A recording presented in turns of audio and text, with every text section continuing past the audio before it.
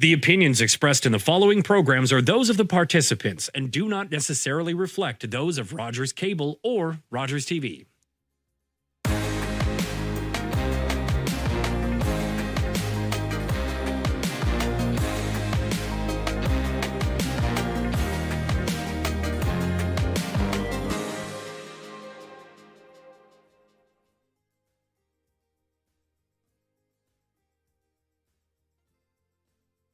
Saskatchewan Election Results Show. My name is Anika. I am the co-host of Voice of Saskatoon. I'm here with my colleagues from Civically Speaking. We are the moderators of the event. We begin by acknowledging we are on treaty land, referred to as Treaty 6 territory, and the city of Saskatoon, and all the people here are the beneficiaries of the treaty. Treaty 6 encompasses the lands of the Cree, Dakota, Nakota, Saulteaux, and the homeland of Métis Nation. We are dedicated to ensuring that the spirit of the reconciliation and Treaty 6 is honored and respected. This acknowledgement also reaffirms our relationship with one another, and we are committed to move forward in partnership with Indigenous nation in the spirit of reconciliation and collaboration. I now hand it over to my co-hosts to introduce themselves. Over to you, Lenore. Yeah, thank you so much, everybody, for joining us. It's exciting times today.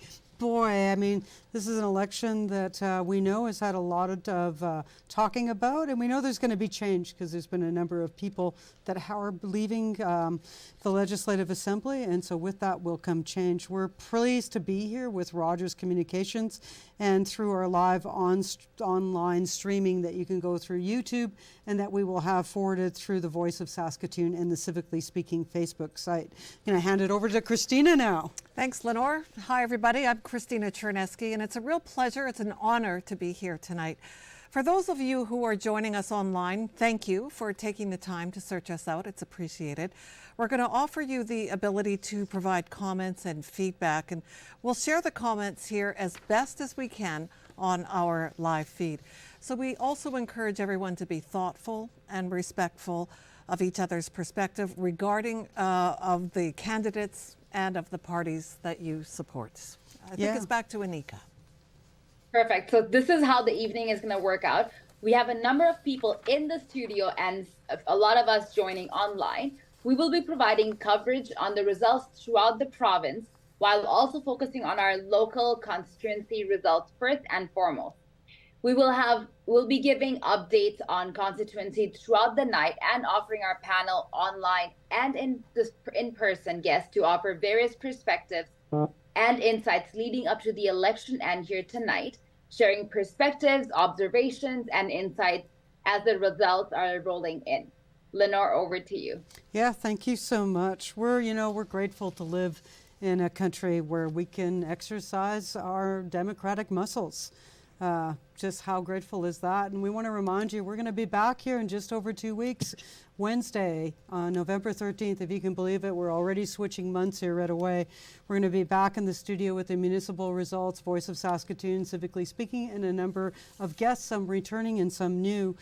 We now want to introduce you to some of our panel members that are starting to show up in the audience. We're going to be having people kind of jumping in through the night. So I just want to take a look at those folks that are here in the studio. Sarah, introduce yourself, please. Hello, everybody. My name is Sarah Wheelwright, and I am a marketer. I'm a small business owner here in Saskatoon. I'm a political sideliner, and I'm excited. This is an exciting election, isn't it, people? Yeah, Thank you for inviting me. For sure. Keith.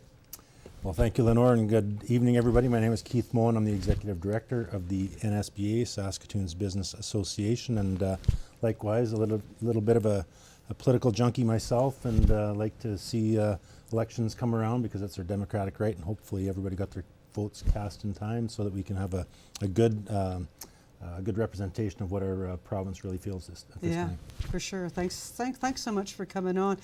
Next, we have Shauna Nelson. Good evening, everyone. Shauna Nelson. I am going to be the newly Executive Director of the Downtown Saskatoon Business Congratulations on that. District. Yes, I'm very excited for that. And thank you for the invite.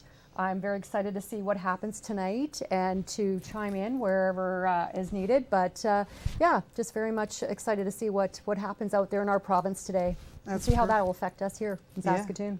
for sure. I'm going to go online now, and the first time I'm going to introduce is Monica Kruger. Monica's a returning guest to the Civically Speaking Land and also the Voice of Saskatoon, all through those COVID times when we were going live. Remember that? I do. I do. Anika and Christina. So, Monica, welcome to the show.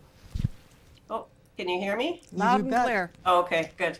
Yeah, so I'm Monica Kruger, and I'm a small business owner here in Saskatoon, and also we are out in near Craig, Saskatchewan, and just super interested in seeing where these results come and what kind of support there's going to be for small businesses in Saskatchewan, because that's my passion and my focus, and I'm hoping we'll hear some good things tonight about that. Yeah, for sure. And next up is Patricia Rowe. And Patricia and I have been together in the civic lands, sitting alongside each other as elected representatives back, if you can believe it, at the turn of the century. Not to date us or anything, but, you know, Patricia, I know you've been a community builder and have been following along.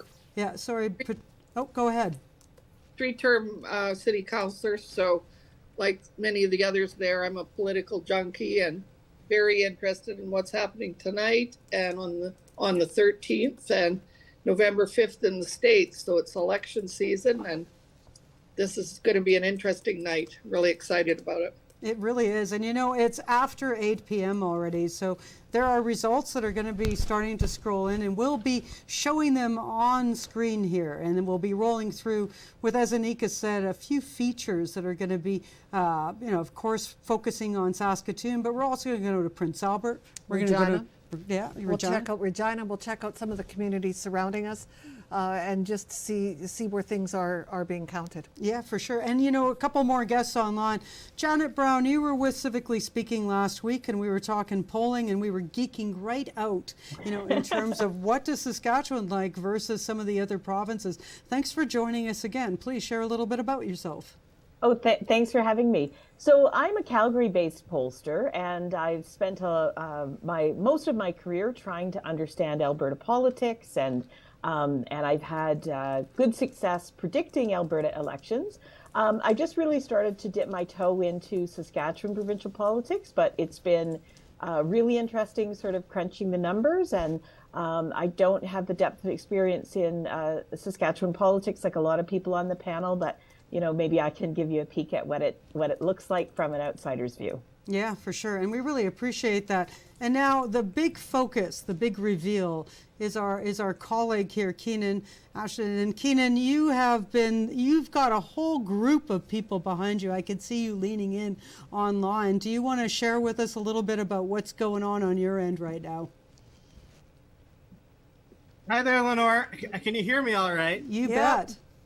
Okay, I can't hear you very well. It's very loud here. I'm trying to get some noise canceling headphones set up for the next time you have us on. I'm here at Louis' Pub at the U of S. We're having a watch party of the election for the political studies students here at the U of S. I've got a big old room full of folks. I've got a couple of political studies professors who will be able to give you some analysis throughout the night. We've just circulated a little prediction form, so our members are making their predictions, and whoever's closest tomorrow is going to win a gift card. That's great. And I know, can you share with us who the two professors are that are with you? Sorry, could you repeat that? The two professors that are with you?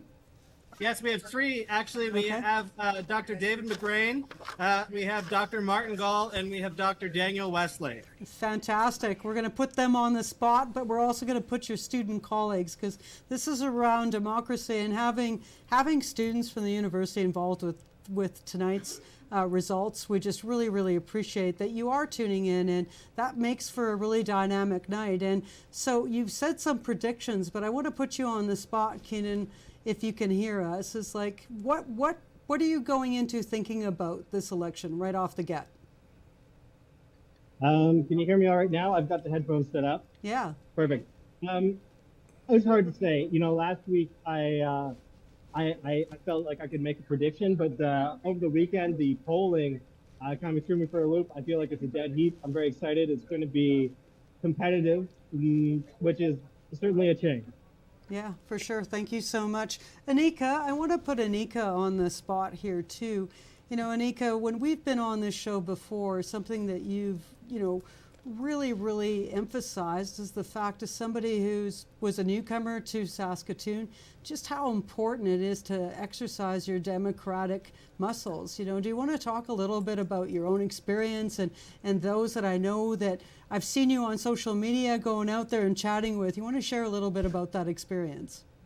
Yeah, for sure. So again, being an immigrant, first of all, I wasn't allowed to vote when I was a student, but as soon as I was able to, and I did get the citizenship and I had the right to vote, I always made sure that I did, again, my duty as Canadian to, again, go in and vote. And I like to spread that word among my colleagues, my friends who are also in the same boat. They come as international students or immigrants, and first they're not able to, because as an international student or on work permit or as a permanent resident, you're not allowed to vote, right? So as soon as any of the people I know are able to, I always tell them that that's, again, the least you can do, and that's how you make your voice count and hear, is by voting, right? Because we can always sit back and complain that, hey, yeah, I don't like what's happening.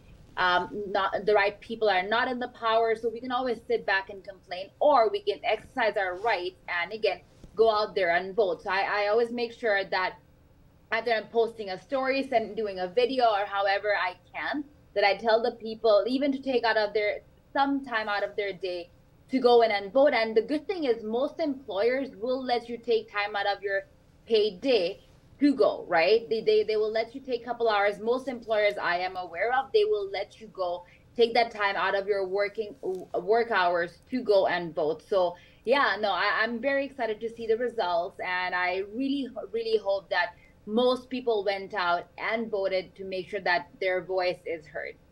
Yeah, thank you so much for that. Over to Christina. Well, we've got guests in our studio as well, as we introduced to you at the top of the show, and we want to get some input from them too as we're waiting for results coming from this provincial election. So I'll start with the voice closest to me, Shauna Nelson, again with us. Do you have any sort of anticipation or anything that you're expecting from this vote, or are you just like me? It's like, I don't even know what's going on. I don't know. I really don't know what's going on. I think what was really exciting to see is that when it came to early voting, the turnout that they had in regards to like a record breaking, I think it was like 40,000 more votes than they ever had previously. So that tells you that people want to have a voice. Whether it's typically when you have that many early voters, that means that there's someone, or there's a need for change. So I don't know. It'll be interesting to see. Yeah, I don't know about you, Keith, but are you looking forward to just seeing where things drop?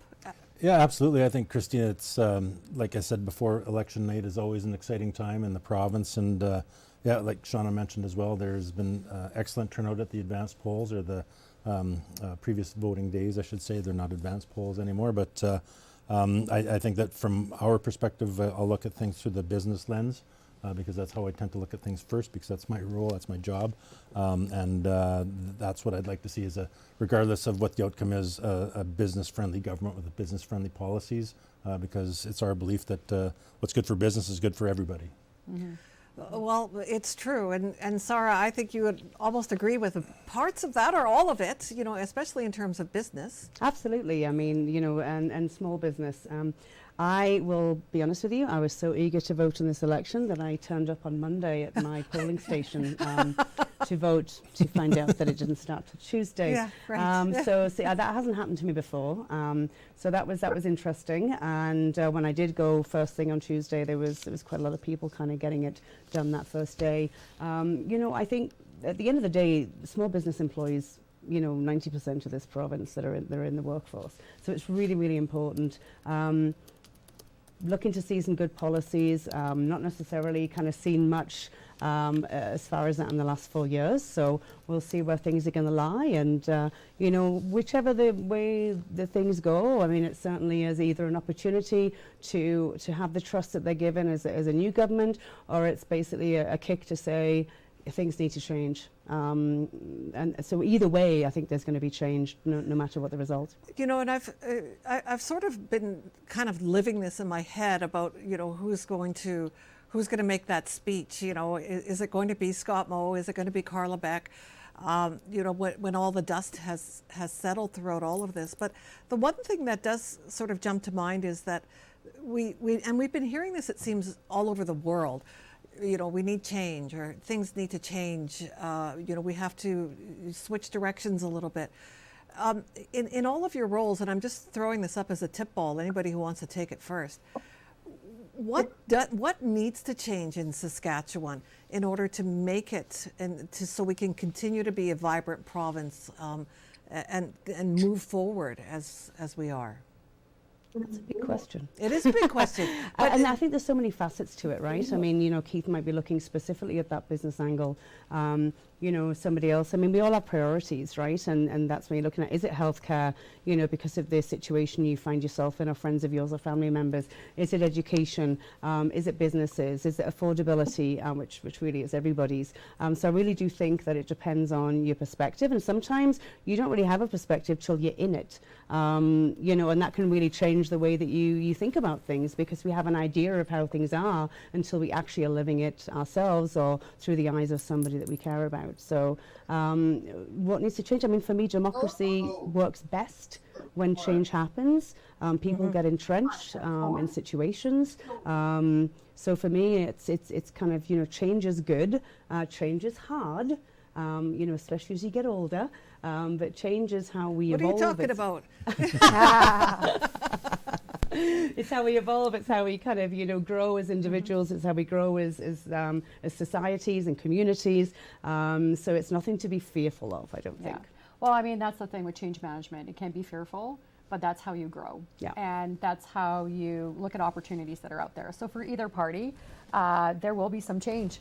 We know that, I think. And I like the perspective you were saying in regards to what lens or what hat you're wearing. I mean, I do wear a business hat as Keith, but I also had to wear a personal hat this last year, having to experience a few things that, you know, looking at it. So again, whether hat you're wearing, there definitely is opportunity for change in this province. And I think both parties, either parties, I hope they step up for that, because we deserve it as a province. We do. I'm going to jump in here now, because there's just to kind of interject on some of the kind of different contextual points for tonight. All the votes that have been kind of checkmarked, we put our X by somebody and by a party. Those are all being hand counted as we're here in this studio. So just imagine that, all of those 61 constituencies, those hand counted ballots. So some will be quick when we go into the rural ridings, but some are not going to be so quick. You could have upwards of 500 different, you know, votes being counted from a ballot box, you know, at any one of the stations. So that's being done. I want to also share this. There were 810,816 registered voters. Eligible voters were 829,884. Wow. So there were 32,476 mail-in ballots. Wow. Okay, and there were a number of people that we know voted in the advance polls. Okay, a high percentage. So now we're waiting for those results. So we're pretty excited about that, because they're going to start to roll in. We don't want to take up all the show space here for you, because we know that everybody has one of these in their hand. But I'm going to suggest to everybody that's out there, if you can play along, go to the Election Saskatchewan website, and you can follow along with us, and you might have some of your own favorite constituencies that you want to follow along with. I want to turn it to our panel members that are online. And, you know, there's business hats in this room, but there's also community hats in this room. There's community builders in this room.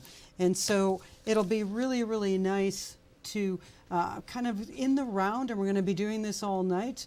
We've got a new guest in the studio here too, but Patricia Rowe, somebody who's been out there in various different sectors, including a really instrumental one, the health sector. Would you mind kind of sharing some of the perspectives that you have in terms of what you've been noticing, you know, in relation to what you've been hearing from others of your panel guests here?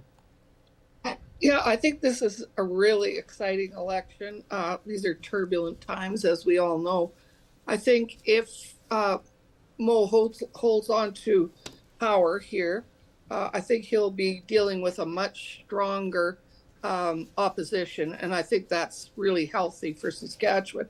But what I'm hearing out there more is the issue of health care is huge in this province, and I don't think that's a surprise to anyone. We're at the bottom of the list here in Saskatchewan with health care, and the same is true of education. So people I've been talking to, both parents and just citizens in my area, education is a huge issue. And the whole notion of literacy and kids keeping up and improving our situation in terms of education, I think is huge. The other issue for sure is the environment. And the Moe government has talked very little about the environment. And I think that's something that people want to see addressed. And of course, homelessness or the unhoused folks in our communities is a huge issue. And I think the government really needs to step up and help communities solve those problems. Saskatoon and Regina probably have the most people who are unhoused. So I think in Saskatoon, it's something like 680 people. And so that's a lot of people that do not have a place to live. And I think we need the government definitely, whoever it turns out to be, needs to change the funding for social services so that people, I think this is a big part of the homelessness issue, is that people have been getting our social services checks directly instead of it going to their landlord and other needs that they may have. And I think that could really help with the homelessness issue. Yeah, and thanks. Housing. So yeah, thank you so much. We have a new guest in studio right now, but not new to this studio at all. He's got a 10-plus anniversary that he just celebrated, doing shows just like this, talking to members of this communities from all different sectors of life. Randy Shabalo, thanks for joining the show as a host of community television and also somebody that's involved in the Business Improvement District. I don't want to say that we have too much of a waiting on business because there's a humility in this room, though, for every one of them that are talking about those hats. It's your formal hat, but you're all community builders, whether it's Keith or Shauna or Sarah or Randy. I mean, you're in community in all different facets, wearing all different hats in terms of community-based organizations, your own neighborhoods, and reaching out into the rural aspects. Randy and I can share tales of the back roads by Redberry Lake. I tooted the horn at him yesterday while he was doing something at his house out there. So, Randy, you want to share a little bit about who you are for those that may be tuning into this show that haven't seen you yet, but also a little bit of your perspective on this race as we're watching the results come in. And then I'm going to hand it to Anika. I just want to get some further perspective on her from some of the different audiences that she represents as well and has talked to lately. I appreciate the opportunity, and thank you. And wanted to bring forward, I guess, a perspective from, excuse me, living and growing up in Pleasant Hill for 42 years and working on 20th Street for 44 years now. Some of the changes that we've seen have been an ebb and flow, if you will, of a level of investment and interest in an area that's maybe sometimes forgotten. But proud to say that Riversdale has been home to two premiers, Premiers Romano and Calvert, who also lived in the area. So it was always a boastful thing as a kid growing up in the neighborhood that, you know, we had a premier in our midst, and when Alan Blakeney was premier and before that, it was something that wasn't really hot on my plate as a student growing up, but I think having that engagement at an early age, and 1982 was my first election that I got to vote in, and saw the impact of what a single vote meant when then the Attorney General Roy Romano lost to a gas jockey from the petrol can on Whitney and 22nd. And that, I think, really gelled for me the importance of a vote. I believe it was around 27 votes that he lost.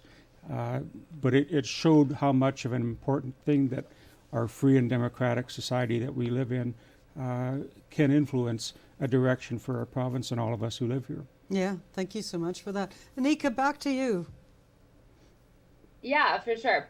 So I think great question who I represent is different things. So again, being an international student, I can resonate with them, being an immigrant myself. So a lot of times, again, for us, when we're coming to Canada, we don't know about the politics. It's so new because politics in our country is so different, right? Political environment is so different. So coming here, it's all new to us. So again, doing what we do at the Voice of Saskatoon, Civically Speaking, is we bring in the speakers to tell our audience, to tell these immigrants, newcomers, what the party is and what they stand for, right? So just spreading the word and making sure that every single person is doing their due diligence research and making sure they learn more about each party, what the party represents, what their own values are, right? Because it always starts with your own value. What do you value, and which party aligns with your values, and then making an informed decision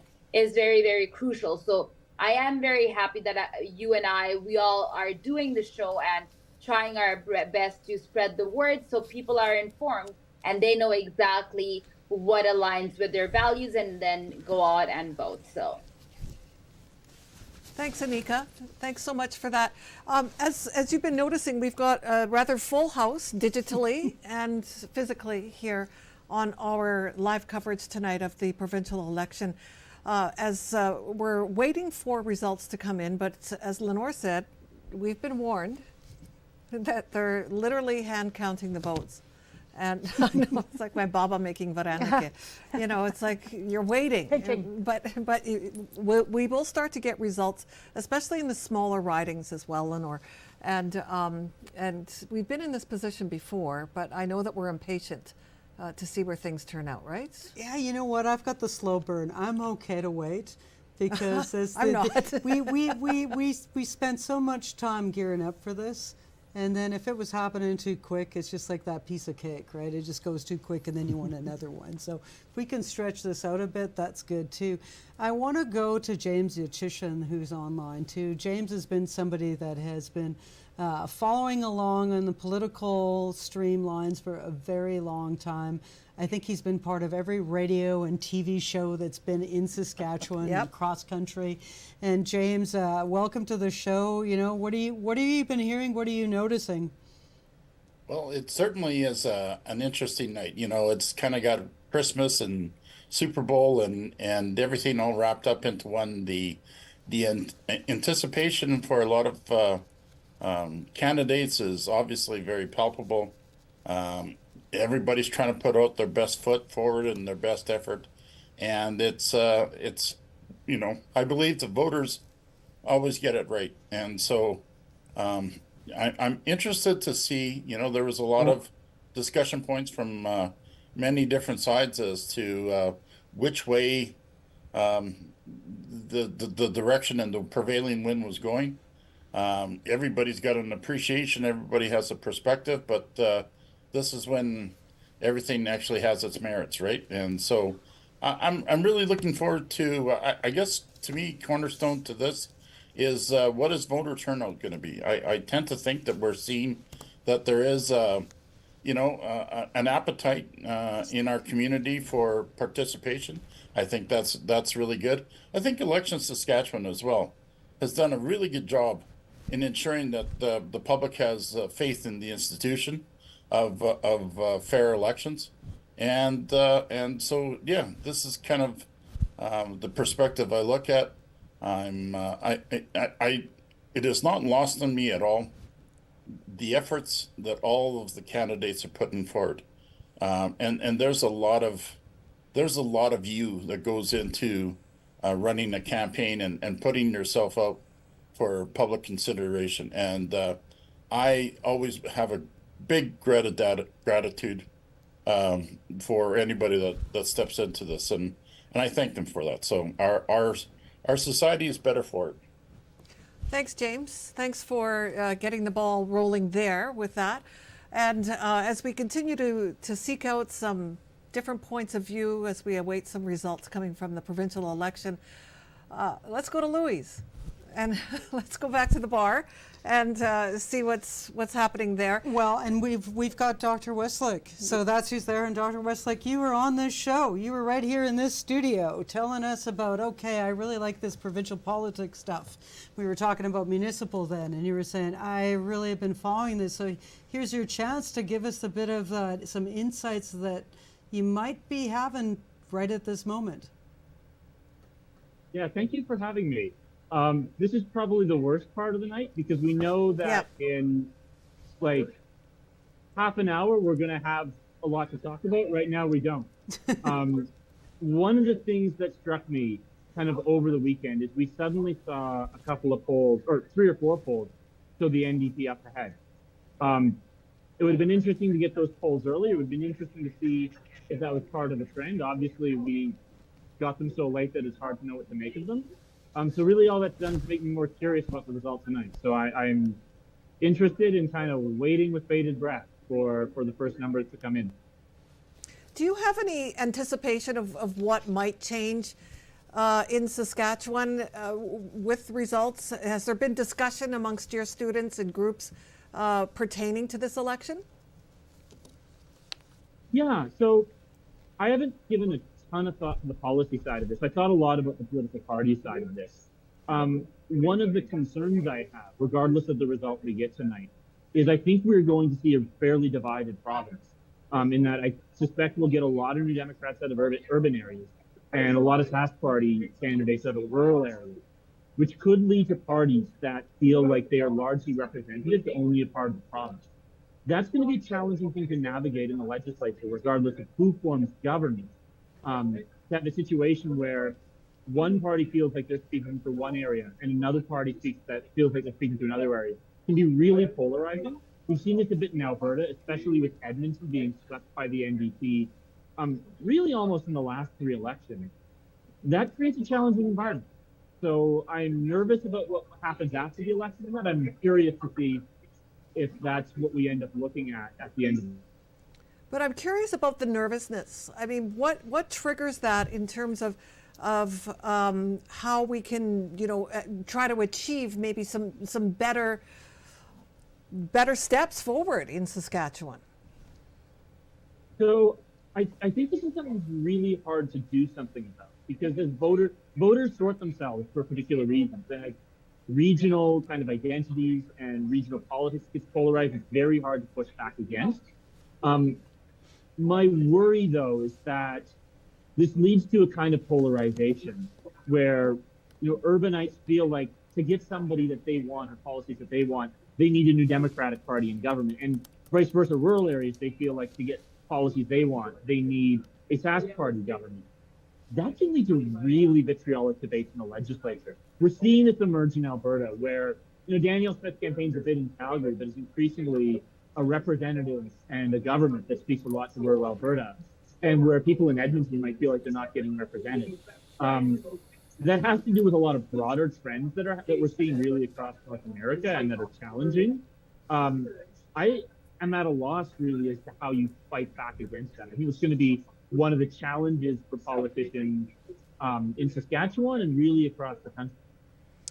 Dr. Westlake, thank you. We're going to check back in with you guys at Louis throughout the evening, but we've got some other guests as well, Lenore. We do. We've got guests that are waiting in the waiting room. I need Eric to let them in. So Eric, please let our guests in that are in the waiting room there. And while Eric is letting our guests into our Zoom lounge, I want to go back to our colleagues here in the studio. Keith, you've not to age you, by no means. You're perennially young, truly perennially young. Of course, yes. But you've been around a few elections. Yeah. What makes this one different for you?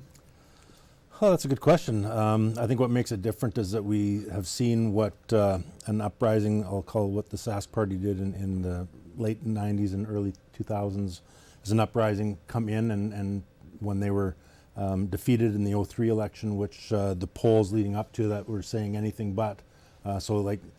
Actually, and all due respect to all our pollsters, I don't have a lot of faith in the polls, regardless of how they. What do you mean? Yeah.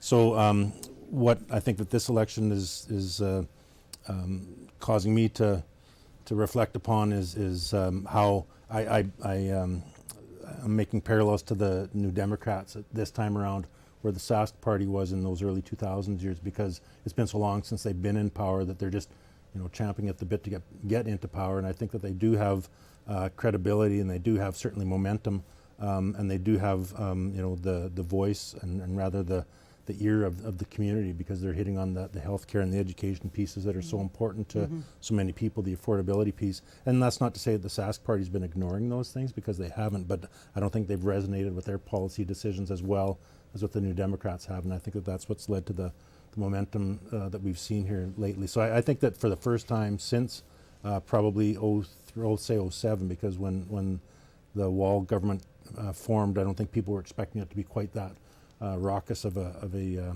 win for them. But this is the first time I think that there's been a real decision to be made, because it's not predetermined. Yeah, thank you for that. Online, we have with us new is Samuel Aninsky. And Sam's been around the political arena. She's been an operative inside the Sask party. She's somebody that has been doing a lot of comms lately for various different folks, and as well has been a pundit on CBC and other radio shows and television shows across Saskatchewan. Sam, thanks for coming on. I know you're feeling a little bit under the weather tonight, but glad you could join. What's your first impressions when you're thinking about tonight as we're waiting for results? I think for me, it's the voter turnout. We knew that this was going to be a change election, for better or worse. I think that change appetite is evident across the country. So ultimately, it's a real win for democracy, which sounds a little bit cheesy and cliche, but we have some pretty low voter turnout in this province. And so I think it bodes well. I've talked before about sort of the engagement from a lot of our newcomer communities in these nomination processes. For folks who don't know, in order to become a candidate for political parties, you have to actually run in a nomination before that, which is in some cases even harder than campaigning. You have to actually convince people to buy memberships in the party, and it's a really personal activity. So just to see the turnout and the engagement from a lot of different parts of the community and the people who make up our province is really fantastic. Yeah, thank you for that. I know that in studio here we've got Sarah that's been kind of waving her hand around and has something to say. So, Sarah, we're going to come back to you. You bet. So I am on Twitter and social media a lot, and I just noticed that we do actually have a result in.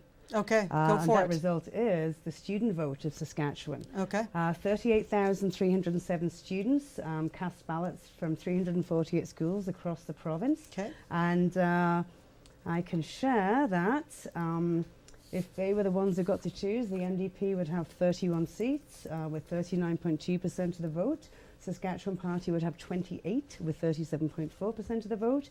United Party would have 2 seats with 8.4%, and the Green Party would have no seats but would have got 10% of the vote. And if you, I can actually send this over, it's actually down by the riding. So we can actually compare that, the youth student vote, against the reality at the end here. I think it'd be super interesting to see. Yeah, and this has been something that happens every election, and I love that. And you can see the energy from the youth coming through a lot of the discussions that have been happening at the high school level and at the elementary school level even as well, where they're weighing in. So I have a suspicion that there's a few of them watching tonight on all the different various channels that are happening across this province. I want to go back to Janet Brown, because Janet, we don't have any results per se yet, but from Alberta's perspective, and you have been doing this from the Alberta perspective, what's the anticipation that you think is happening in some of those party rooms right now, based on some of the research and experience that you have in this area? Well, I think about the 2013 election, and I was doing CBC coverage that night, and poor Rob Brown and I, we probably just faked it for about an hour trying to to fill time. So blessings to all of you for trying to fill this time in, and I see the folks on CBC doing the same thing. So that's one similarity for sure. But I would say what's going on in the two camps is, there's just this, there's for some of them a sense of giddiness. For some, they're just numbing out. This time between the polls closing and the first results coming in, these poor folks are almost living in limbo, because for the first time in months and months and months, there's been nothing for them to do. So they're just sitting here in limbo. And if we're anxious to see results, you can imagine they're 10 times more anxious. And I do see the first results coming in. Okay, well, what do you see, Janet? Because we are willing to let anyone who sees a result share a result.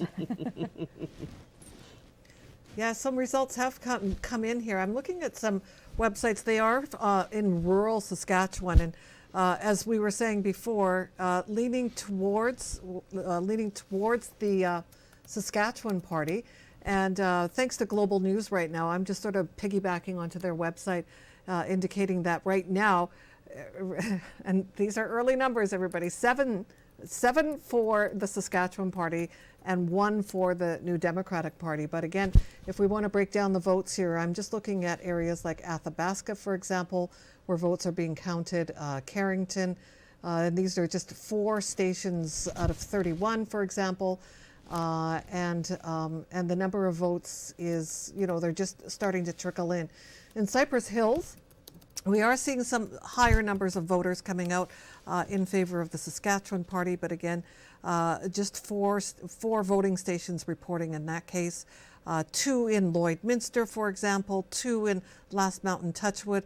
But if we look at the larger cities here right now, we're not seeing any results coming through yet, Lenore, when it comes to that. But right now it's favoring the Sask Party, but as we were saying before, more rural areas, of course, reporting first. Definitely. And I mean, for anybody that's just tuning in here to our show with Voice of Saskatoon and Civically Speaking with Rogers Communications, we've got Sask Party leading in 7, or New Democrats leading in 1. Yeah. The total vote count, though, is really, really low. We're talking around the size of roster. No, not even. We're talking 724 votes for them and 253 votes for the New Democrats. And the United Party, 6.1%. 66 votes. I think there will be a discussion that we'll be having here with the Political Science Students Association when they're ready to have somebody jump back on this. We'd be happy to have them weigh into this. But what I want to go here right now is back to our studio here. Randy, what are you hearing so far? These are early results.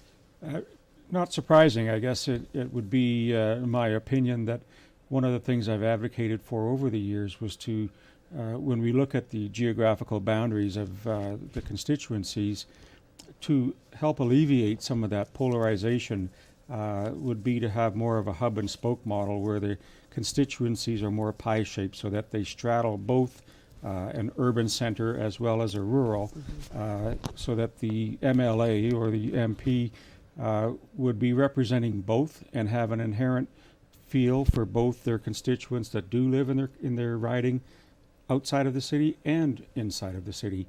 So there's not a lot of headbutting in that sense. But firsthand, in terms of what we're experiencing with some of the businesses locally, is to do something about the social environment and conditions that are affecting business. And that is led by business, and we need more business to help our way out of that.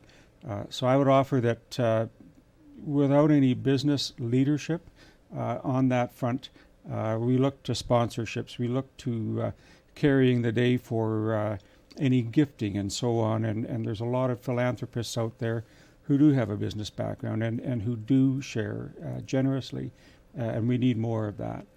So from just the results that we're starting to see come in and what I've heard, just Riversdale and city centers of that nature.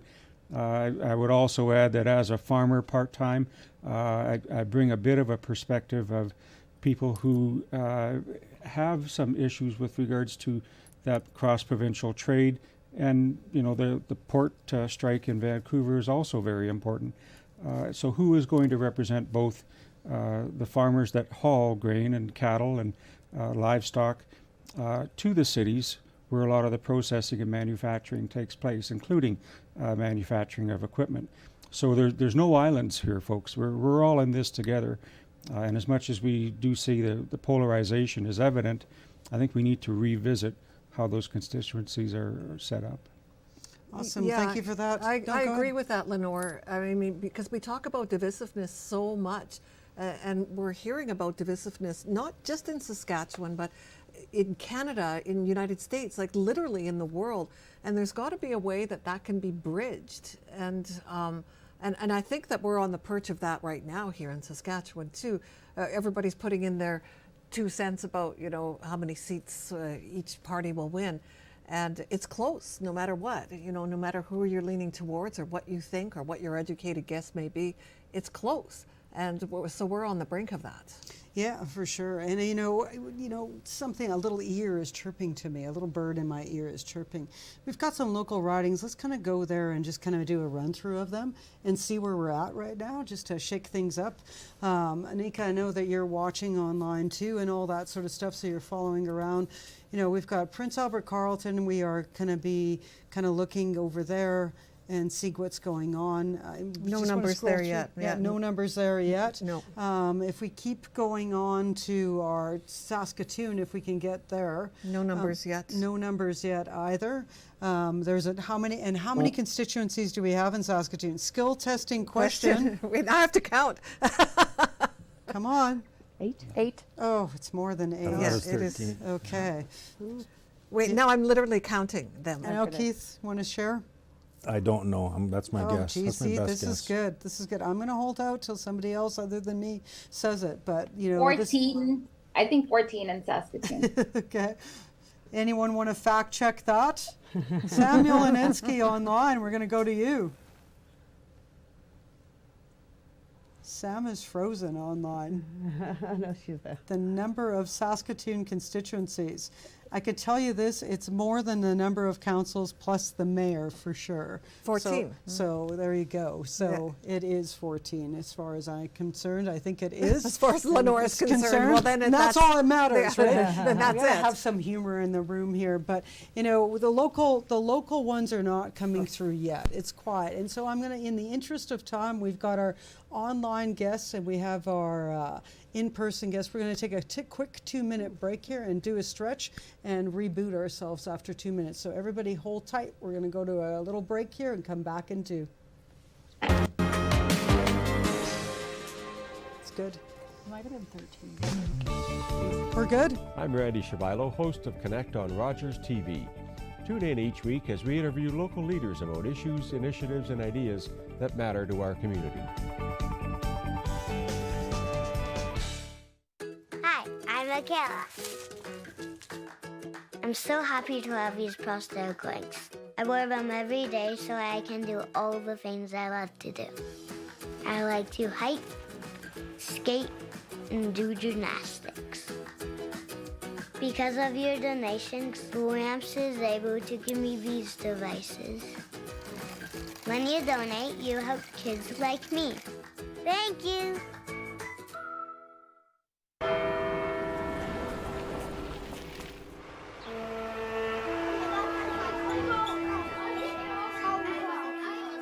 On the 11th hour of the 11th day of the 11th month, we encourage Canadians to pause and remember all that veterans have sacrificed for us,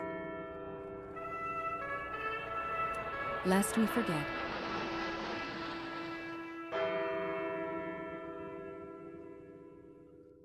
When I was diagnosed with Guillain-Barré syndrome, I was deteriorating in front of everybody.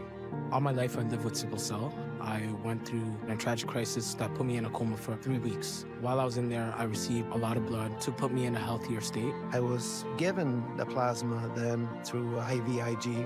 Even though that happened so long ago, it still has a massive impact on me today. Thanks to donors, I can live another life. Because of you, I will be seeing my grandchild. They've reached the summit! Back-to-back Stanley count victories. Greatness. And a new legacy begins. Absolutely amazing. It has happened in Vegas. Is not a destination. And lightning has struck twice. It is a continuous journey that never ends. These are the moments you dream of. Stanley Cup champions. When I arrived in Canada, there were not many women who looked like me. Not everyone was welcoming. But my husband made a new life here in this distant country. And I thought here I could belong. And many others could too. As the years went on, our town flourished. Our community worked together and took care of each other. Our children grew up with a true sense of belonging. Here in Baldi, we built our home, and we wanted others to do the same. Established by South Asian immigrants in 1917, the mill town of Baldi, British Columbia was one of Canada's first inclusive multicultural communities. Join me on Conversations with Masesi, where my guests and I talk about life, family, love, community, and everything in between. Right here on Rogers TV. Are you a passionate content creator ready to expand your audience reach? Do you have unique stories, captivating hobbies, or special interests that deserve a spotlight?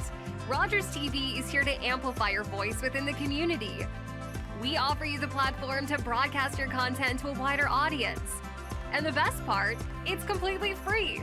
Don't miss this opportunity to share your vision and engage with viewers. Find out how Rogers TV can transform your content journey today.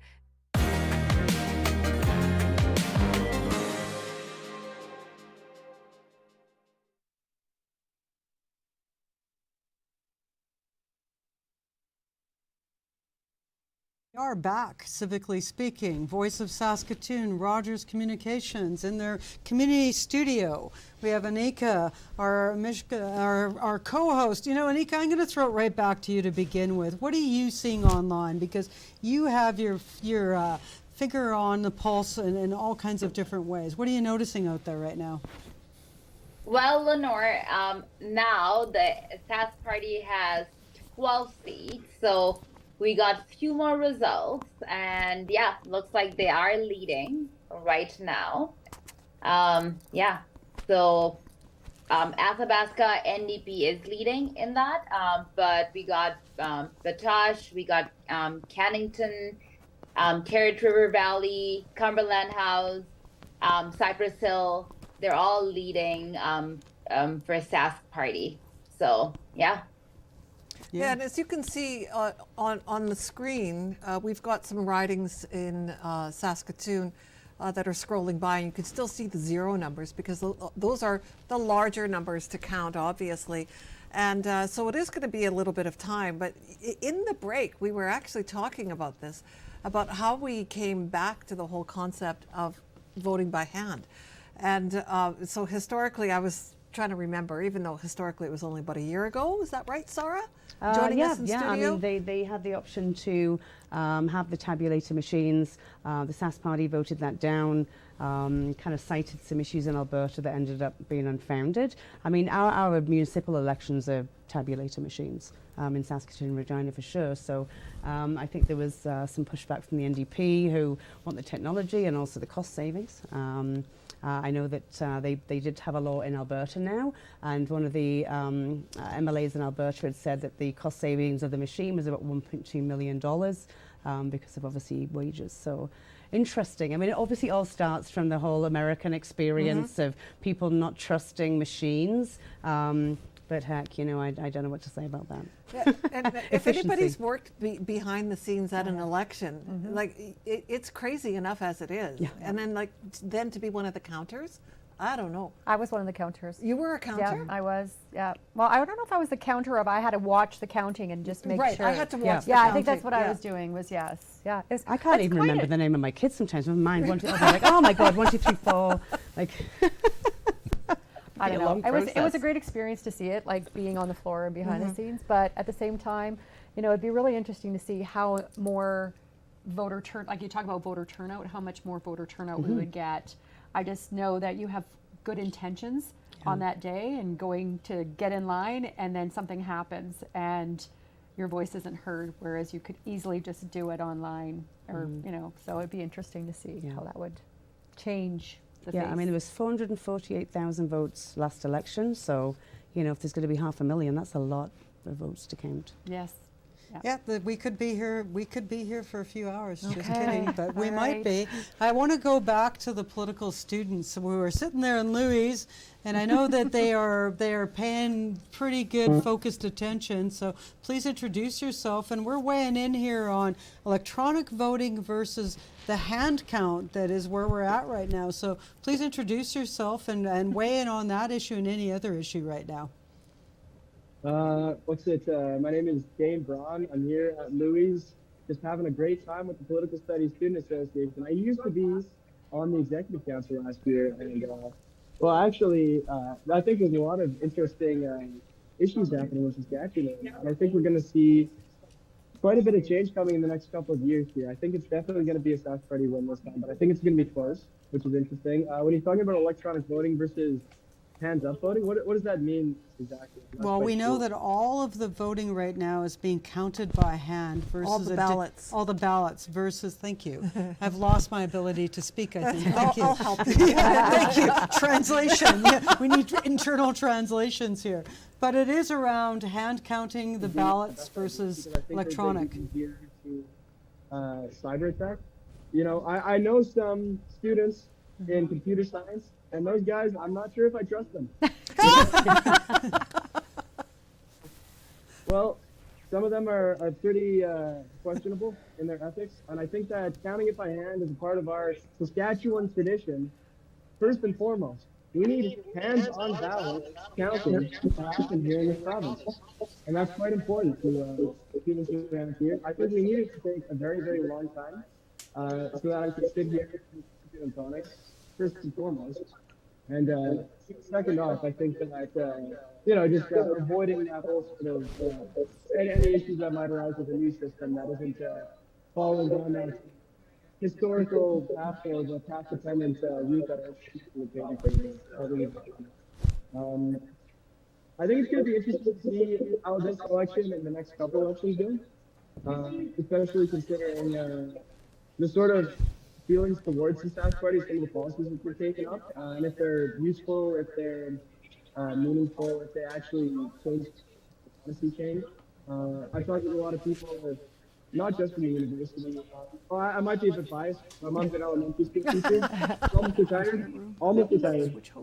So, I don't know if that counts for too much after she's okay. I know a lot of people that are interested in Sask Party politics. I know a lot of people interested in NDP politics. But I think the more we see parties talk about issues that they want to focus on instead of fighting against each other, against the laws of the Saskatchewan people. Okay, I'm gonna just jump in here, and I want to say thank you very much for your input from Louise, and we're gonna tune back into you guys in a few minutes, but we're still going around our panel in Zoom. So thank you, one of our political studies students. Remind us of your name again, please. Remind us of your name. My name is Dane Braun. Thank you. Thank you. It's so nice to meet you. Thanks for your input. Because nice to meet you too. it's good to hear from, dare I say, a younger generation, but it's appreciated. Thank you. As we've been mentioning before, we've got a lot of guests that are joining us on Zoom, as well as our studio guests here at Rogers in Saskatoon, as you're watching live coverage here on both Civically Speaking and Voice of Saskatoon, as well as Rogers TV for this provincial election coverage. We've had a chance to go around the table here in Saskatoon, but I also want to go back to some of our Zoom guests as well. And I know that Monica Kruger was with us earlier. And as we sort of still await some of the findings from the ballots, Monica, I'm just wondering if there's anything from your perspective that you're hoping to see come from this final vote, or come from the vote once the final numbers start to trickle in. Oh, thanks. I said earlier, I guess in my introduction, that I'm really, really interested in seeing where the government's going to land on working with small businesses, because they are the part of our economy. And I think for a long time we've had a focus on certain sectors, but we haven't really considered the whole of the business community and the different sectors that are there, restaurants and retailers and wholesalers. Like, you know, without them, we wouldn't have an economy. So I really am looking forward to seeing where that lands. The other thing I'd really like to see, I think, is whoever takes on government is how are they going to make that divide disappear? Mm-hmm. You know, urban and rural, we live together. We have a place in rural Saskatchewan and we have a place in the city. And folks are just great. Doesn't matter where they are. And they've all got innovation. They've all got creativity. They've all got ideas. How do we bridge that gap? We've got to find a way, whichever government, whichever party is in place, we've got to find a way to make that divide disappear. Reduce for sure, but disappear. There's so much more power when the whole province is working together. So that's what I'm hoping that we're going to see. Yeah, I agree with you on the divide, and we were talking about that earlier in terms of how we're going to achieve anything in Saskatchewan if we still are divided, you know, rural versus non-rural, civic, whatever, however you want to place it. And quite honestly, I mean, I feel like we've grown up with it, quite frankly, politically. But I also feel like there's got to be a time when there can be a bit more cohesiveness between the urban versus the rural, Monica. Yeah. Totally agree. You know, and I guess I can really see it now because we've been in the country for 14 years or something. And just talking to people out here, it's just incredible, the ideas that people have, the directions they want to go, the energy they have, for the love they have for this province. And I just think there's so much opportunity, but we haven't seen that come out in our government for the last few years, and even before that. I mean, there's with parties you have, you know, platforms that don't seem to cross over, but they really do. There are things that are connected on both sides of the fence, and we should be looking at how we can bring those positives together. Thanks, Monica. We'll check in with you in a moment, or in a few moments, but I want to take it back to the panel in the studio as well.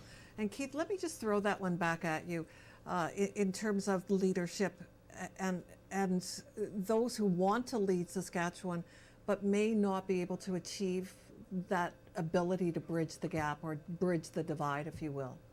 Yeah, well, I think that people really need to, and our leaders especially, need to really ignore the 20% or whatever it is on each side of the elements that are really not speaking for the mainstream society, whereas the other remaining 70 to 80% where the rest of us want to see our society move towards. And Monica's absolutely right that good ideas come from both sides of the aisle, and it's just unfortunate that politics, whether it be provincial, federal, or what have you, or just the partisanship is just not enabling people to see the bigger picture for what it is. Yeah, I agree with you on that, and especially hearing different voices from different political parties. Shauna, maybe you want to jump in as well. I mean, having the different perspective, I think, is critical for a province like Saskatchewan. We're small, but we're not that small, and we do need to hear what other people are thinking. Yeah, I think it's kind of unique. You know, I'm on the same page of where Monica is. I've lived in I grew up, I think, that song, I've Been Everywhere, Man. Yeah, I've lived in a lot of small towns in Saskatchewan. And then also I've lived in the city, and now I live outside of the city in Corma Park. And I mean, I think there is definitely, like Keith was saying, lots of opportunity out there. And You know, that's the nice thing about being small, but yet we're big. And there's some really big leadership, and there's a lot of people in business and communities that are doing great things. And I think it's a community that's going to push us forward, and the voices that we have. So I'm really excited to see where we're going to move with this. We're having a little bit of technical difficulties There. here, but I am back, partially back. So we'll leave it at that for the moment. But I have breaking news. What's that? I have breaking news. Scott Moe has been declared returning as Premier of Saskatchewan. Wow. Oh. That is coming from a lot of the results that are coming in. So we can say now that that is most likely going to be the case unless something astonishingly happens. That is something that we can probably share right now, is that Scott Moe, based on the percentage of votes that are coming in, leading in 21, 5 NDP, and 0 for any of the other ones, but that is what is being predicted right now, is that Scott Moe will be returning as the Premier and leader of this province. So congratulations to Scott Moe. I know that we're going to be watching with a lot of anticipation, a lot of the different constituencies, in particular in our city here in Saskatoon, because that will matter, because these are the people that will be representing us as they go into the Legislative Assembly down there, making that drive down the number 11 on our behalf and representing. But I did want to share that that is most likely the case, but we can't say with certainty yet, but we know that he will be the leader of his party, but that is basically what's being kind of starting to be assumed now. It's that he's won his constituency, but there is a little bit of rumblings with that already. So we're not declaring, I just want to say that, but it's looking more likely that that might be the case. But let's keep going here, because that is not for sure by any stretch, and we don't want to be the ones calling it, so we're not calling it. And again, he's just won his own constituency, and I think that's what's flagged a lot of people to say, and based on the trend line of what's going on in rural, we'll see if that holds, because we do have a lot of urbans yet to follow through. So are we seeing any results yet from the urbans? To my knowledge, not just yet. I'm still looking at some numbers. Regina, no. Saskatoon, no, not yet. Not seeing any of those numbers come through. So we're still waiting to see what happens in all the different ridings, particularly in Regina and Saskatoon. And that'll speak to the divide that we've been talking about as well, that urban versus rural. In terms of the numbers. So it is critical to see those numbers just to see where things have landed at this point. For sure. And I want to now go to some of our Zoom folks. Dr. Westlake, do you want to weigh in on this right now? I think it's still hard to tell very much of anything. My sense is that we're getting, like, a lot of the vote that I've seen come up is rural vote. The Sask Party's won a large chunk of that vote. That's, I don't think, surprising to anybody. I want to see what happens in Prince Albert and Moose Jaw before I start to get any sense of where this is going. So it's still, I think, very early to be saying much of anything.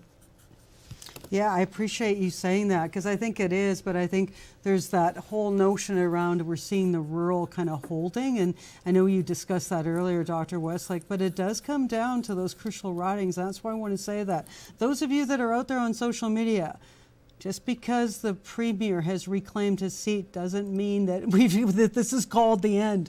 It means he's won probably most likely with a definitive majority there, as we'll see with the number of the rural seats. But it does come down to, I want to ask you, Dr. Westlake, what about in the areas like Yorkton and that? Is there any thoughts to any of those other urbans? Or as some of us have been talking about the Martinsville, the Warmans, some of those kind of in the ex-Burbia areas, both in around Regina, White City and such, and here in Saskatoon. Any thoughts there?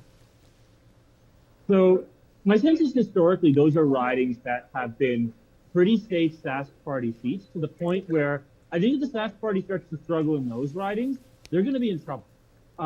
Those are ones that I think the Sask Party probably wants to hold on to, and probably needs if they're going to compete for government.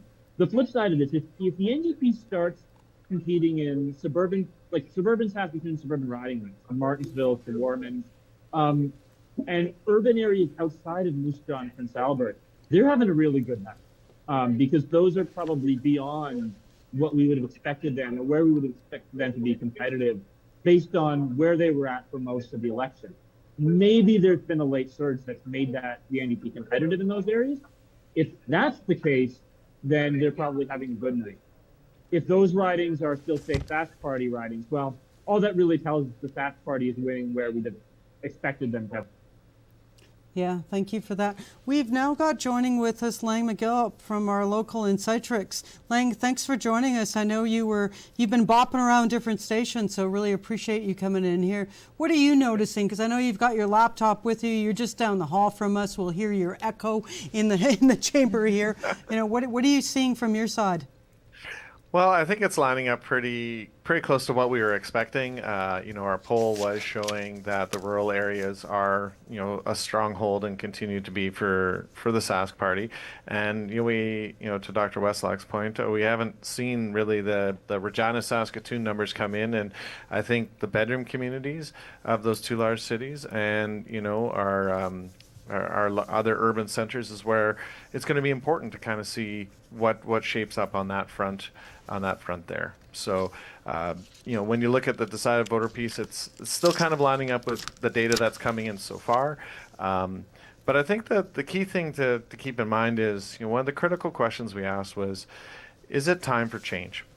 And I feel like that's sort of kind of where, our poll showed a bit of a lift for the NDP with only a 3-point drop for the Sask Party, but suddenly it went from 49-48 to 50-45, and it felt like, oh my goodness, there's something moving, potentially happening here.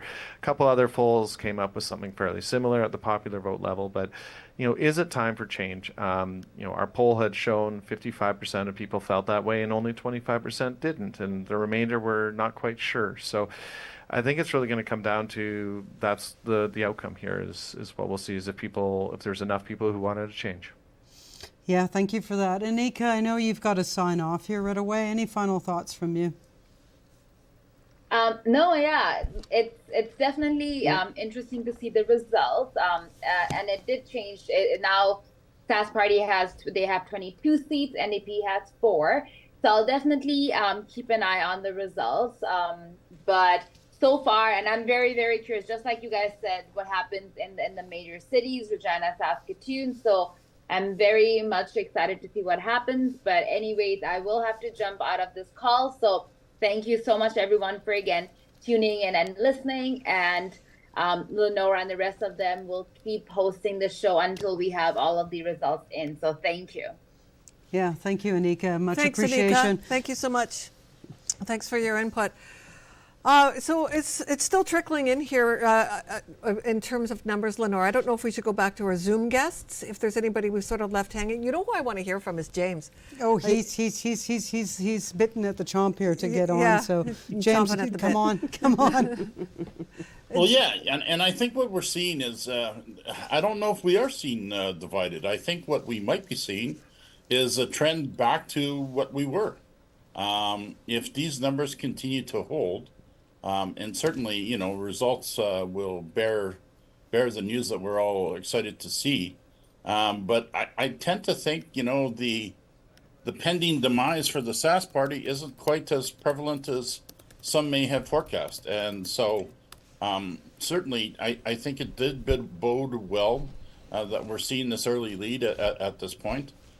And it just seems like it does follow a trend that we have been hearing in the last little bit here about a quiet confidence of getting back to where they were, and that part of that NDP message just did not resonate. And so we'll have to continue to see how things unfold, but maybe there isn't quite the divide that we thought that there was, and that would be my comment at this moment. So thanks.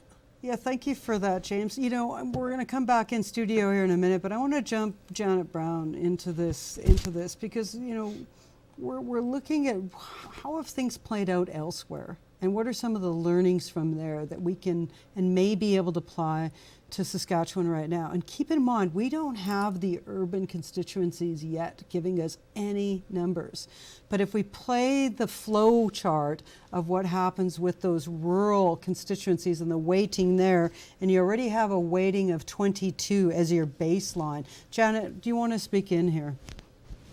So yeah, absolutely early days. We have more seats to come than we're actually seeing results for. And the ridings where we are seeing results, we're seeing maybe like 30% of the vote. So now, having said that, I think the 22 seats that the Saskatchewan Party has right now, you guys know the map better than I do, but now it's 23 seats for the Saskatchewan Party. These are ridings that I don't think we're going to see an upset when more votes come in. So, the Sask Party, I think they now have 23 seats they can count on. So they're looking for 8 more seats. The NDP is looking to run the board when we start to see these urban seats come in. And so that's what I'm anxious to see, Prince Albert, Yorkton, to form government, NDP needs to make gains there.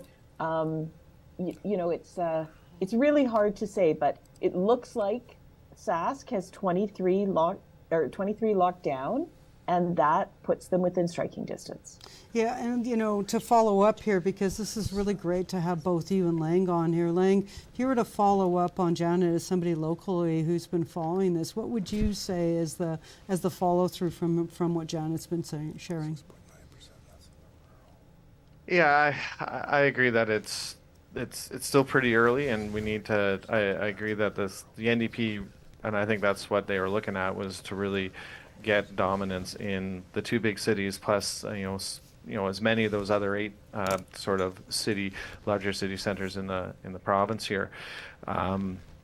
We had seen that Sask Party was still dominant in the rural area, so we'll just have to kind of wait and see how it shakes out. I'd like to see more data coming in. Of course, as a researcher, you want more data, right, before being able to make a strong decision here or an opinion on it. But we've got a little more waiting to do, I think. Thanks, Lang. Speaking of data, I'm just looking at some of the numbers here right now in terms of other parties that are getting some recognition. The Sask United Party, for example, even the Green Party in Saskatchewan, progressive conservatives in certain ridings are seeing some numbers crop up. I mean, it's nothing of serious note here, but it is definitely something to pay attention to. And right now, Lenore is taking a picture of the group in the studio, but I want to talk to the groups in the studio here right now. Even with these numbers that are trickling in. Sarah, let me just throw it at you for a minute. Does anything surprise you at this point? I know that you've got some of the numbers in front of you too. Yeah, I'm watching. But we're talking now 25,500 votes, so potentially could be 600,000, right? So there's a lot of places to go. I am actually surprised at kind of the Sask United so far, but I guess that's going to be the rural, right? So. They've obviously made some steps forward, and that's not taking anything from the NDP. Obviously, that's taken directly from the Sask Party. So that's something definitely.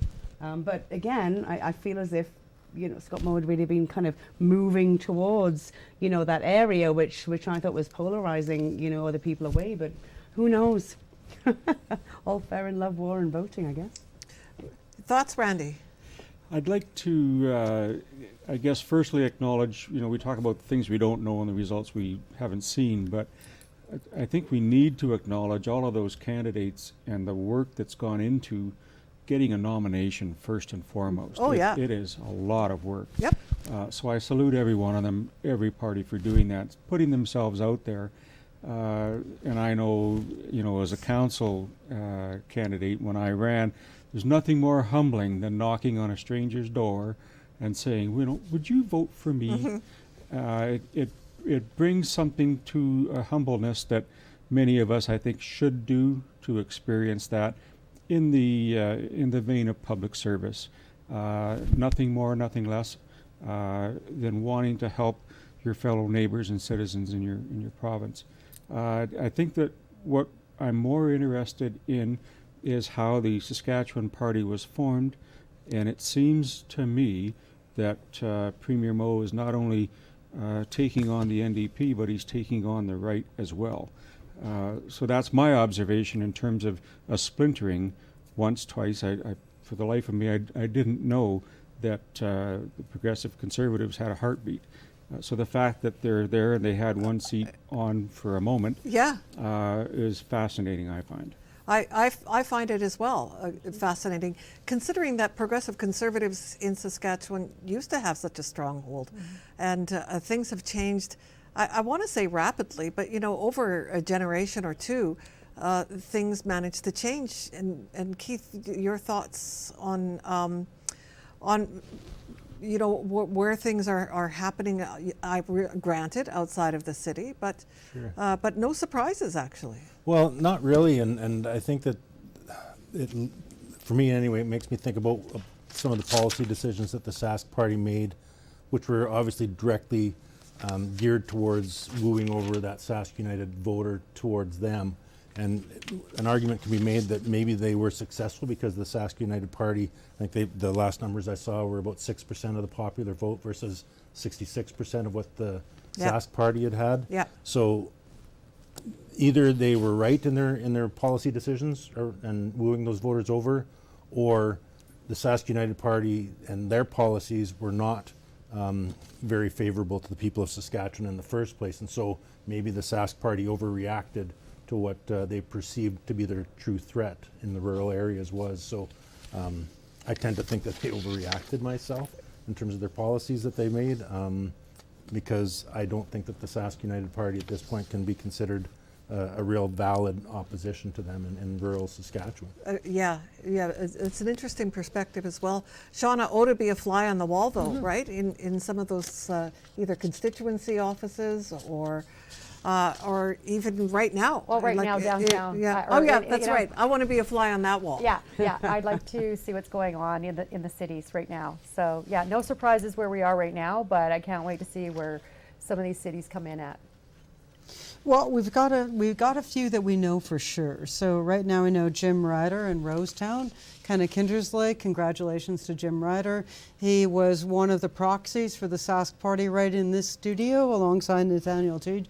And he has won his seat handily. Michael Weir in Weyburn as well declared there. And those are two that we can announce right now in addition to Scott Moe. So we can see that there is the trend that is following as we kind of anticipated in the rural constituencies. What will be interesting is we're all holding out here with bated breath because we do not have any urban results yet.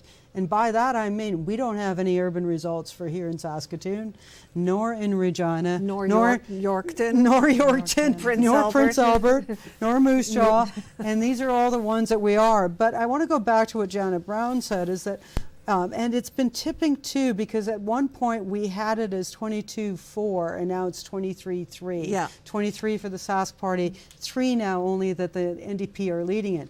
But we must say this is because these are rural seats that we're talking about right now. And if that trend holds true, it means that the gain in what that the Sask Party are looking for is 8. It means the gain for the NDP is 3 plus a whole bunch more to get to that 30-some plus mark that they need to form. So it's going to be a really, really interesting night yet of watching. And I know that we've got our members here in the studio looking at stuff. I want to go online again. Monica, what are you noticing? And you're sitting right in the midst of two of the big cities. So you're down there in that Davidson Craig area right now. What are you noticing? And then after you, I'll go to Patricia. Yeah, I mean, I know a number of people out here did change their votes. They would normally have gone with Sask Party and did make a change this year. And I've heard others as well. I don't think it'll be enough to change anything in the rural area, but it does give us, and I would hope that whoever forms government takes a look at what they're going to see in terms of how people are voting maybe differently this time and say, okay, I think we need to examine what we're doing and think a little bit more about some of the decisions we've made and how do we better serve our constituents and take it as a message. I'm hoping that will happen. But certainly out here, yeah, there were a number of people who said they changed their votes. Whether they did, I don't know. But it does signal change, and I think evolution's part of what we're all about. We need to be thinking about what do we want to become, not just what have we been. And I think that's what we're seeing. I think that's what people are saying they want to see. So it will be really interesting to see once we start packing the urban numbers in there and see where it all plays out at the end of the day. Yeah. Yeah, I want to go to Christina because she's pointing out something here on the screen. Christina, what are you seeing? Well, we're just seeing some numbers that are coming in from Regina, and I'm still not seeing anything from Saskatoon at this point. And these are early numbers here, and Prince Albert as well is seeing some numbers roll through as well. So let's go back to Regina and the ridings that are seeing some shake-up in terms of counting the ballots. Counting the ballots. So, and we are seeing it, for example, in Regina Mount Royal. There's only a couple of stations that are reporting right now, but the NDP has a lead there. NDP has a slight lead in Regina Northeast. In Regina Walsh Acres, it is 402 to 210. Again, very, very early numbers here, but we are starting to see some of the larger centers report some numbers. As mentioned before, not seeing anything coming out of Saskatoon just yet, but this was the trend that people were talking about in terms of the urban areas and capturing more NDP votes. Lenore? And just for people to know, Regina and Mount Royal, no surprise there, that's Trent Weatherspoon. So I think we can all say that he'll probably handily win that. I'm thinking. Don't even count anything at this point. That's but yeah, right. it's true. It's a good point, and thanks for raising that again, for reminding us that that is Trent's seat. And in Regina Northeast, the candidates there are Jacqueline Roy, Raoul Singh, Anthony Thomas Major, and Kate Tremblay. And who's leading right now? And I'm looking down, so my apologies to those that are watching, but better the results than looking at me, I tell you that. It's Jacqueline Roy from the New Democratic Party that's leading there. But again, these are really early results. When we scroll back to Prince Albert, this might become an interesting one too. It's a close race so far. You've got 330 in Prince Albert Northcote for the Sask Party, 274 for the NDP. The United Party coming in with 36 and the Green Party with 11. That's about 4 out of 14, and we're not calling them polls anymore. We're calling them voting stations. Yeah, voting stations. And I so know. I keep on stumbling over that. That's the new lingo in 2024. Is that so? Again, we're starting to get those early results out on there. I just want to throw it to our panel members here in studio. Anyone want to weigh in right now? You're all being very quiet. Sarah, go for it. A lot of votes to be counted. I mean, they just, the leading. I mean, obviously there's certain ridings. I'm just looking at Athabasca here where the NDP, but we're still, not even half of the ballot boxes counted. So yeah, and now some numbers in Saskatoon are slowly moving in, and this is Saskatoon-Meewasin. So that is Nathaniel Teed, who was on Civically Speaking just recently, and Maureen Alice Torr. So right now it's neck and neck, quite frankly. It's 43 to 42. Now, I want to interject here because this has always been a tight one. So where Ryan Miley was, he didn't win by that much. This one has gone back and forth, and I think there, Nathaniel has been well received within the Legislative Assembly, but it's telling you in that constituency there is a lot of movement, so we're one to watch. Yeah, and we're seeing some Green Party numbers come out of Saskatoon. Meewasin too, so it's just something to keep an eye on. Which when there are like another party that not the ones that that people were maybe expecting, if that's a safe way of saying it, in Saskatoon Meewasin, then it does tend to jiggle things up a little bit. So just things to keep an eye out. Still no other numbers formally from Saskatoon, and Regina is starting to see greater increments in terms of voting. And again, I'm just going to ballpark it right now in favor of the NDP. But again, it's still too early. It's still too early to say, Lenore. I'm going to throw it right away here to the students. But before we go to them, anyone online, I'm looking at you online, who would like to weigh in on what you're seeing so far? James. Yeah, so I guess the one thing that's really kind of standing out to me is just as I kind of anticipated, honestly, the lack of buy-in, I guess, from the Saskatchewan United Party, right? For all of the conversation that was directed towards it, I think it's really not that much of a factor that I'm seeing thus far. So, you know, when we look at the rural seats, one can always say that the part of that crowd that finds themselves represented in that party, it's still, there's a lot that goes on to change the psychology of a voter, and inherent in that is the voters always have to believe that they can trust that party, and that's why legacy parties always have inherent to them an element of trust. It's why we tend to want to hold on to two major parties as opposed to five that represent our wishes and our desires. And when we look at that, I tend to think there's a whole, you know, the muscle memory that goes on, and a lot of times people just, it's better the party you know and you've experienced than taking that leap to somebody else. So I think there will be a lot of commentary after when we look back and see, you know, for all of the conversation that went on with the Saskatchewan United Party, I don't think they necessarily have changed the landscape here in Saskatchewan much. Yeah, well, thank you for that. I want to throw it now to the Political Students Association here at Louis, because I know you must be having a lot of fun there. But what are you noticing, Keenan? What's the mood in the room, and what are your colleagues saying? You know, the mood is pretty jovial. It's still very early in terms of course, the number of seats that come in, but it's exclusively rural. I think the feeling at the table I was just at is sort of continuously too early to tell. There's a couple interesting standouts. For instance, at the moment, that's probably leading in Cumberland is a bit, but again, there's so few players in it, it's really hard to say. It's, I think, turning out more roughly how we expected. There's less of people here that are going to be pretty close. We're anxious to see some of the the urban polls come in, especially in Saskatoon here. I think I could now spend another finger poll as reported in Saskatoon. So I think that's probably where we're at. Keenan, I'm going to interrupt here just because we're having a little bit of a challenge listening to your audio. What we did pick up is Athabasca, something to take a look at, and that we're going to ask you to kind of check your audio again, because we're having a little bit of a time hearing you. In the meantime, I want to throw it back to Lang, because I know I can see your eyes shifting there on the screen rapidly. So I want to know what you're seeing there. I've just been doing some preliminary quick math here in Excel.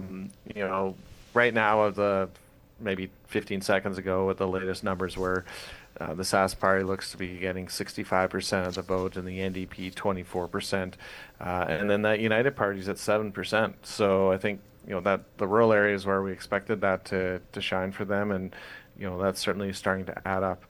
You know, when you compare that to our poll results, I mean, the North, we were expecting 61% for the Sask Party versus 65 so far. The South we had at 54, which had dropped a little bit from the previous poll right before the writ dropped, which is also about 60. But to keep in mind, our North and South, from our perspective, also includes those smaller cities. So it's everything but Regina, Saskatoon. So, you know, we'll obviously want to see where it goes as more stuff fills in. But obviously, right now we keep in mind 65%, 24% is kind of where the vote tally's coming in, and the aggregate. Thanks, Lang. Just jumping to Saskatoon Centre here right now, where some numbers have come in, and they've actually just popped up on the screen as well. That we're seeing an NDP lead there with no surprise. Yeah, well, no surprise in that riding.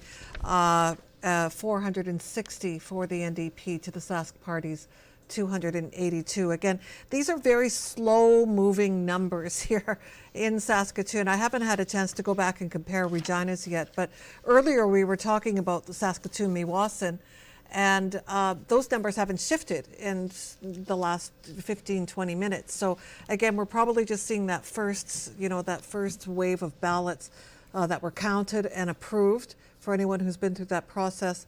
and then allowed to be released. So that's why Lenore was indicating at the top of the show that it's a slow process, and it could be some time before a decision is rendered. Yeah, I appreciate that. Online, I've got Patricia Rowe that's going to weigh in, and then Keenan, we're going to come back to you and see if we got your audio back. Oh, hi, Lenore. Yes. I don't know. I just feel this is very interesting to me because, I mean, maybe I'm in a bubble. Obviously, I am, but I haven't heard nothing but people want change. And then when you get to this point, I know the race isn't over, but it's looking a bit heavy towards the Sask party. But I mean, seriously, I have heard hardly anybody saying that they want the same thing as we have now, that they wanted change. So it's a little surprising to me what's going on. And certainly a lot of the polls were suggesting that the NDP had a great chance, but now it's looking a little different. But we'll see, as you say, when the cities start to come in, what's going to happen. But I'm surprised there wasn't a bigger demand for something different. Yeah, thank you, Patricia. And again, you know, we're all living in our bubbles. That's the whole thing, right? And this is about why we have elections. We get out of our bubbles. Now we see what our Saskatchewan representation is going to be like. And we're seeing it play out with that 65%. And I like the prairie math link that you've been doing there. We'll have Janet Brown come in here in a bit, but I want to throw it back to Keenan. Keenan, we'll see if your audio is any better now. How am I coming through now? Much better, thank you. Celebrations. Okay, let us know what you're thinking here. So yeah, as I was saying, the mood here is that, you know, it's much too early to tell. Nothing really surprising so far. It feels, you know, when I'm looking up at the CBC coverage, and right now they're showing Sask Party leading 26, NDP leading 6. It feels very heavily weighted towards the Sask Party, but almost all of those are ridings, you know, they're almost guaranteed to win. We now, I think, have 2 ridings in Saskatoon and 3 in Regina. There's a couple interesting standouts. Last I saw, NDP was leading in White City, which was a bit of a surprise to people here.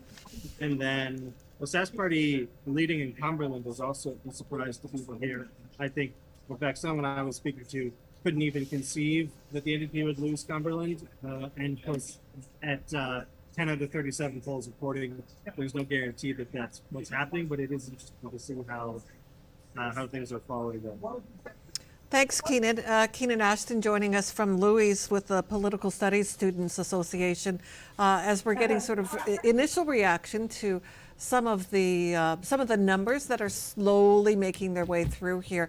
A lot of the rural ridings do have, you know, it's very clear that it is going to be Sask Party victories in those areas, but we'll start to run down the numbers as soon as it looks like we're closer to the close of counting of all of the voting stations. In the meantime, the Saskatoon and Regina numbers have slowly made their way through, and made me curious about how Janet Brown is processing some of these numbers, a political researcher and pollster. Janet, as we take a look now at some of the voting landscape in Saskatchewan, what do you think? Can you draw any comparisons to Alberta with what we're seeing so far? Well, you asked for my analysis, but I was just listening in on Eric Grenier on CBC, so let me sort of channel some of the things that Eric was saying. You know, we're seeing a pattern where right now the ridings that the Sask Party was expected to do well in, those ridings are coming in.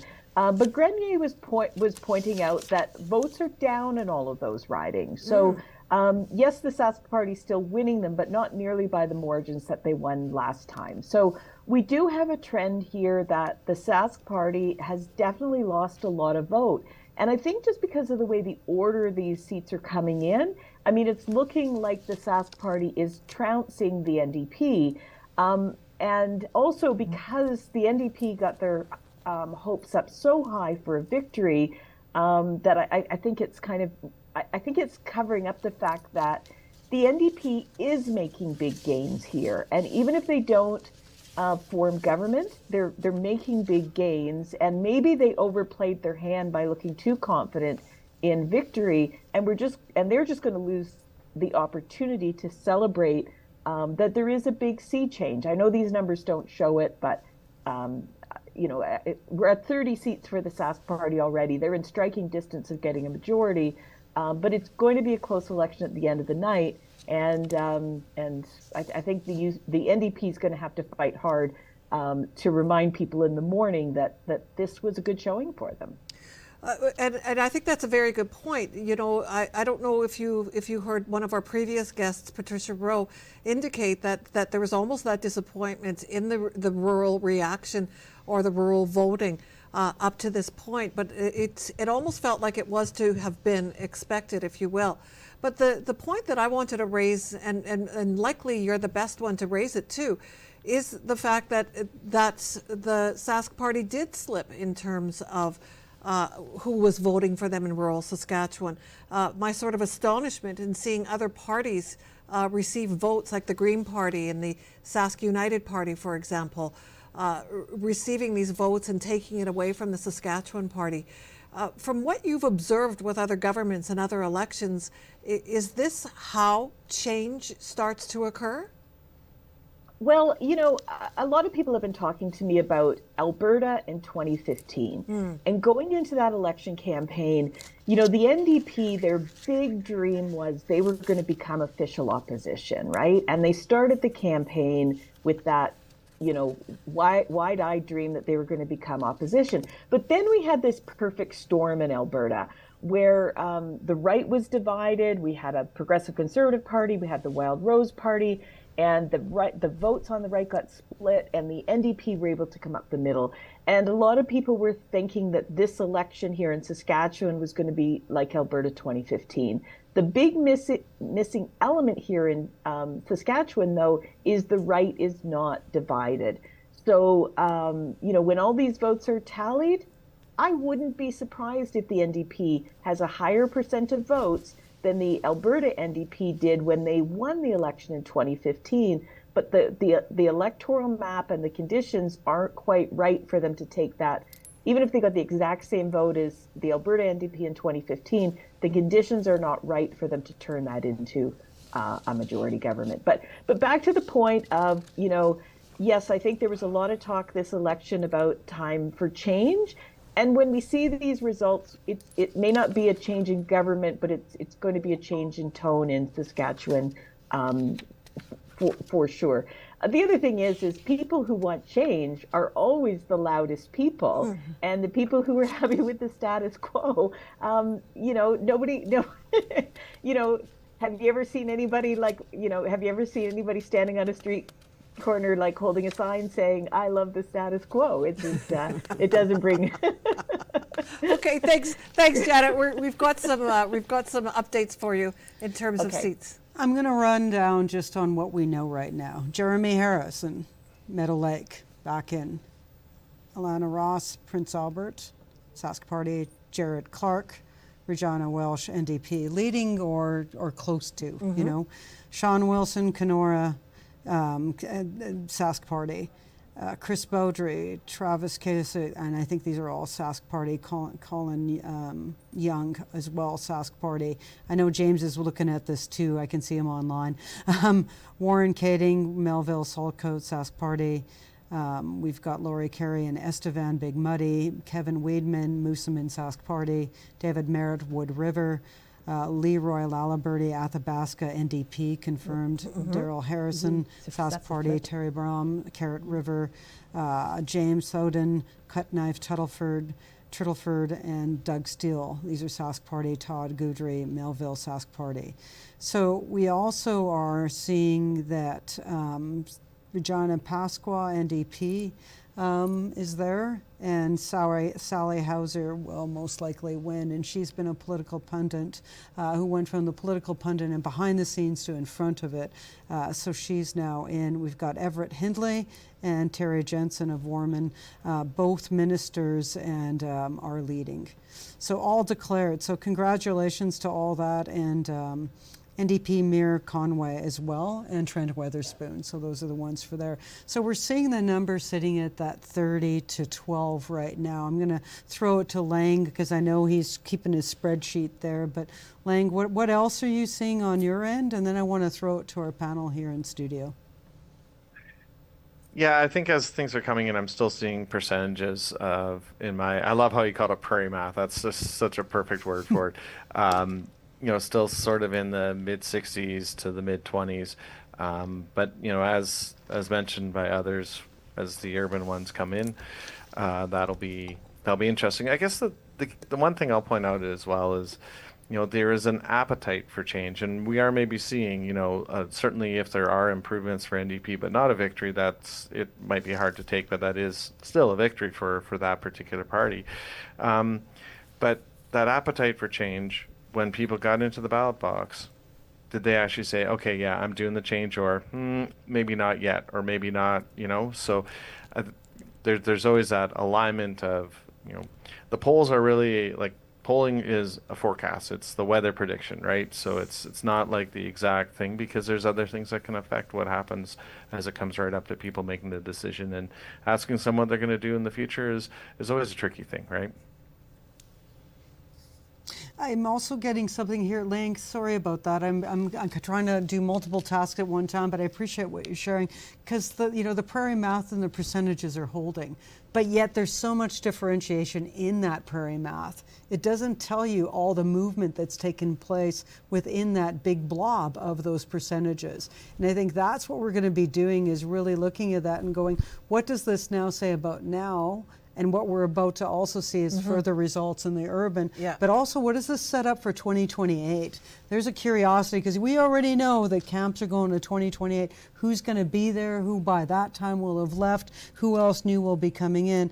I also want to share that Elections Saskatchewan said there's going to be a 40-ish minute delay in results from Saskatoon and Regina. So we think those hand count ballots are starting to catch up with some of the fatigue of workers. We're going to take a break here right away. We're going to take about another 2 to 4 minute break in studio here and get the numbers out. But, lots of results yet to go, but the trend is holding in terms of the Sask Party and the NDP.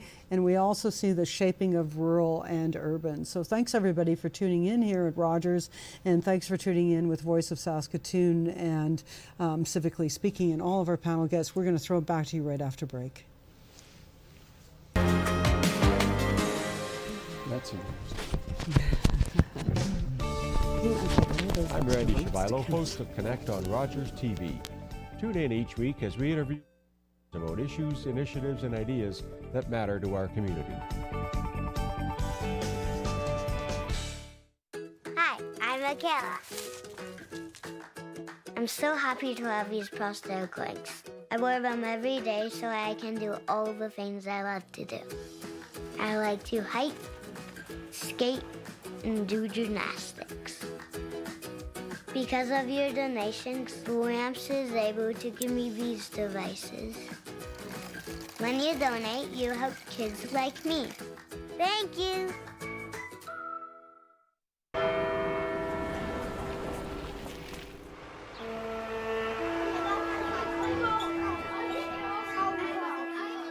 On the 11th hour of the 11th day of the 11th month, we encourage Canadians to pause and remember all that veterans have sacrificed for us, lest we forget.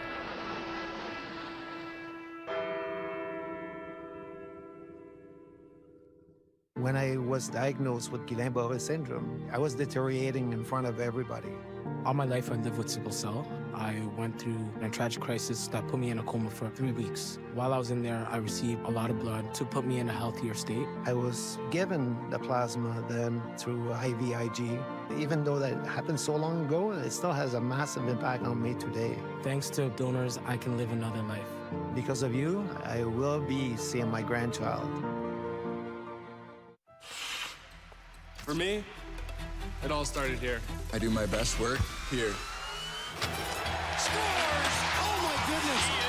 This guy's dangerous from here, here, and here. Unbelievable! We're watching history in the making here. Are you watching this? And our fans are up here. I'm here for it. It's all about what's up here and what's in here. Sportsnet, here for hockey. Punch TV is the nerdiest show in Saskatoon. If you like comics, movies, games, stellar events, and anything in geekdom, you'll love Punch TV. Host Jody Kaysen takes you in depth with artists, writers, and guests from across the province, the world, heck, even the galaxy. Plus, regular updates from The Collector, The Movie Geek, and Tweetbeat.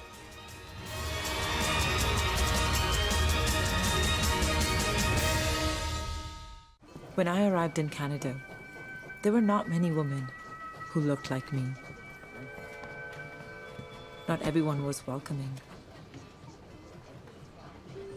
But my husband made a new life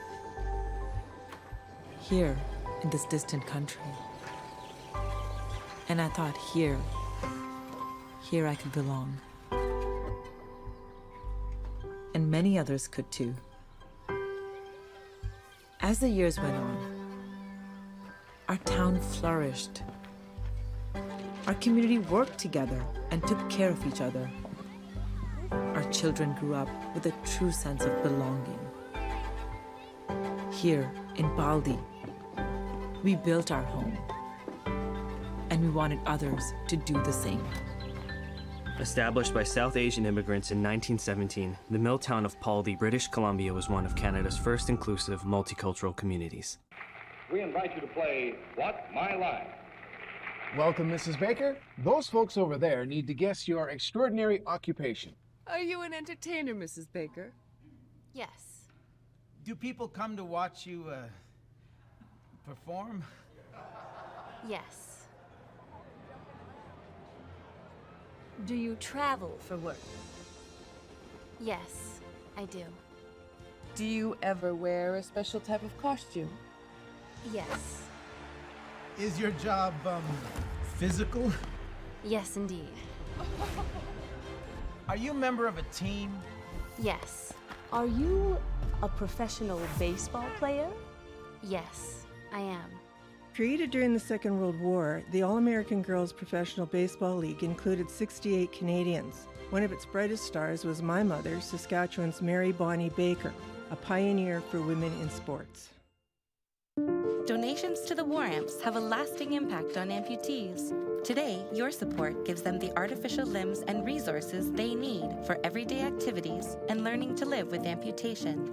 Having access to our essential programs helps amputees prepare for tomorrow on their road to independence. The War Amps is committed to improving the quality of life for Canadian amputees, but this wouldn't be possible without you. To learn how your donation helps, visit waramps.ca. Join me on Conversations with Masesi, where my guests and I talk about life, family, love, community, and everything in between. Right here on Rogers TV. Are you a passionate content creator ready to expand your audience reach? Do you have unique stories, captivating hobbies, or special interests that deserve a spotlight? Rogers TV is here to amplify your voice within the community. We offer you the platform to broadcast your content to a wider audience. And the best part, it's completely free. Don't miss this opportunity to share your vision and engage with viewers.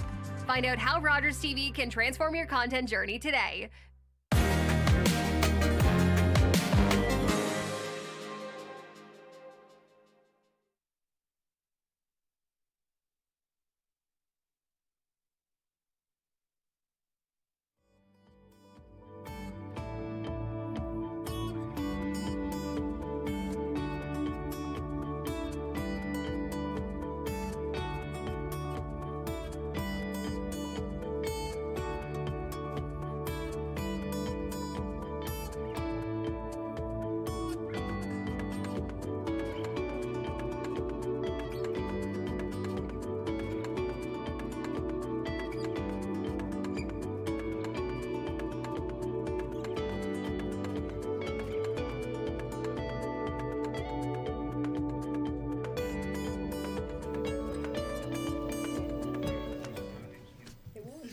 We just had a warm-up to coming back online, and I just want to thank everybody in studio for hanging in here.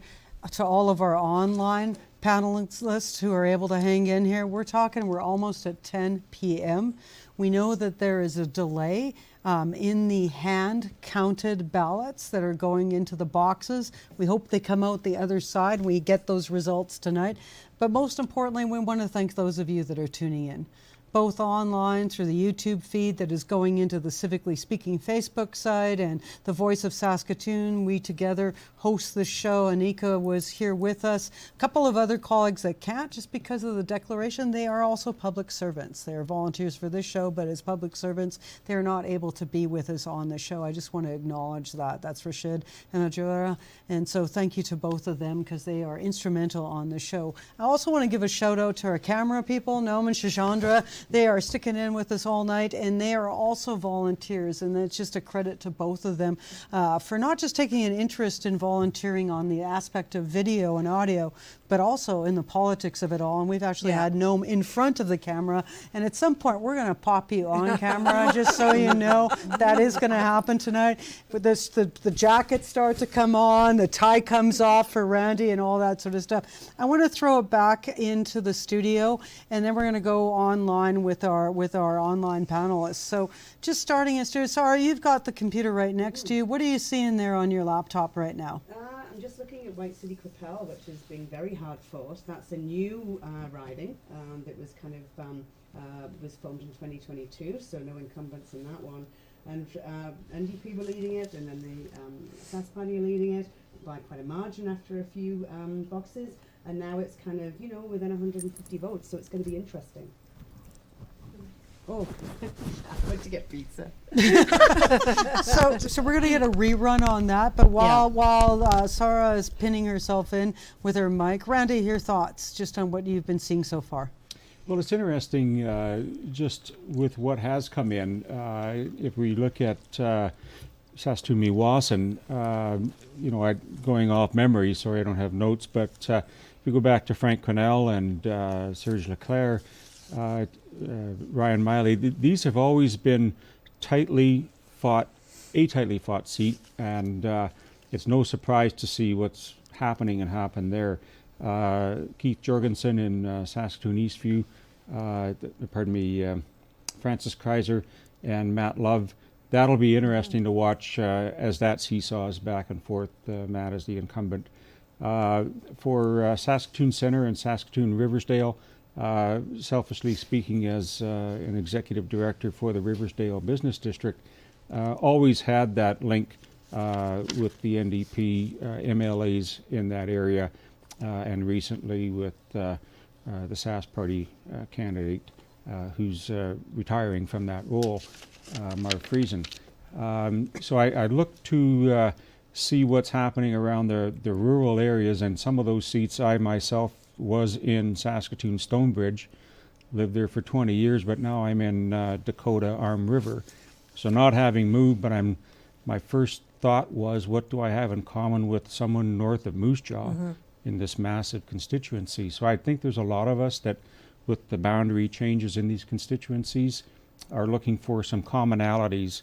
And I guess when I mentioned the hub and spoke model of a constituency type of shape, so that it straddles both rural and urban, the MLAs would have a better understanding of what's going on in the rural and urban areas as one MLA. I think that move, especially from some of the ministers interested in seeing in Saskatoon in particular, who will maintain and keep that seat that they've had for years in some cases.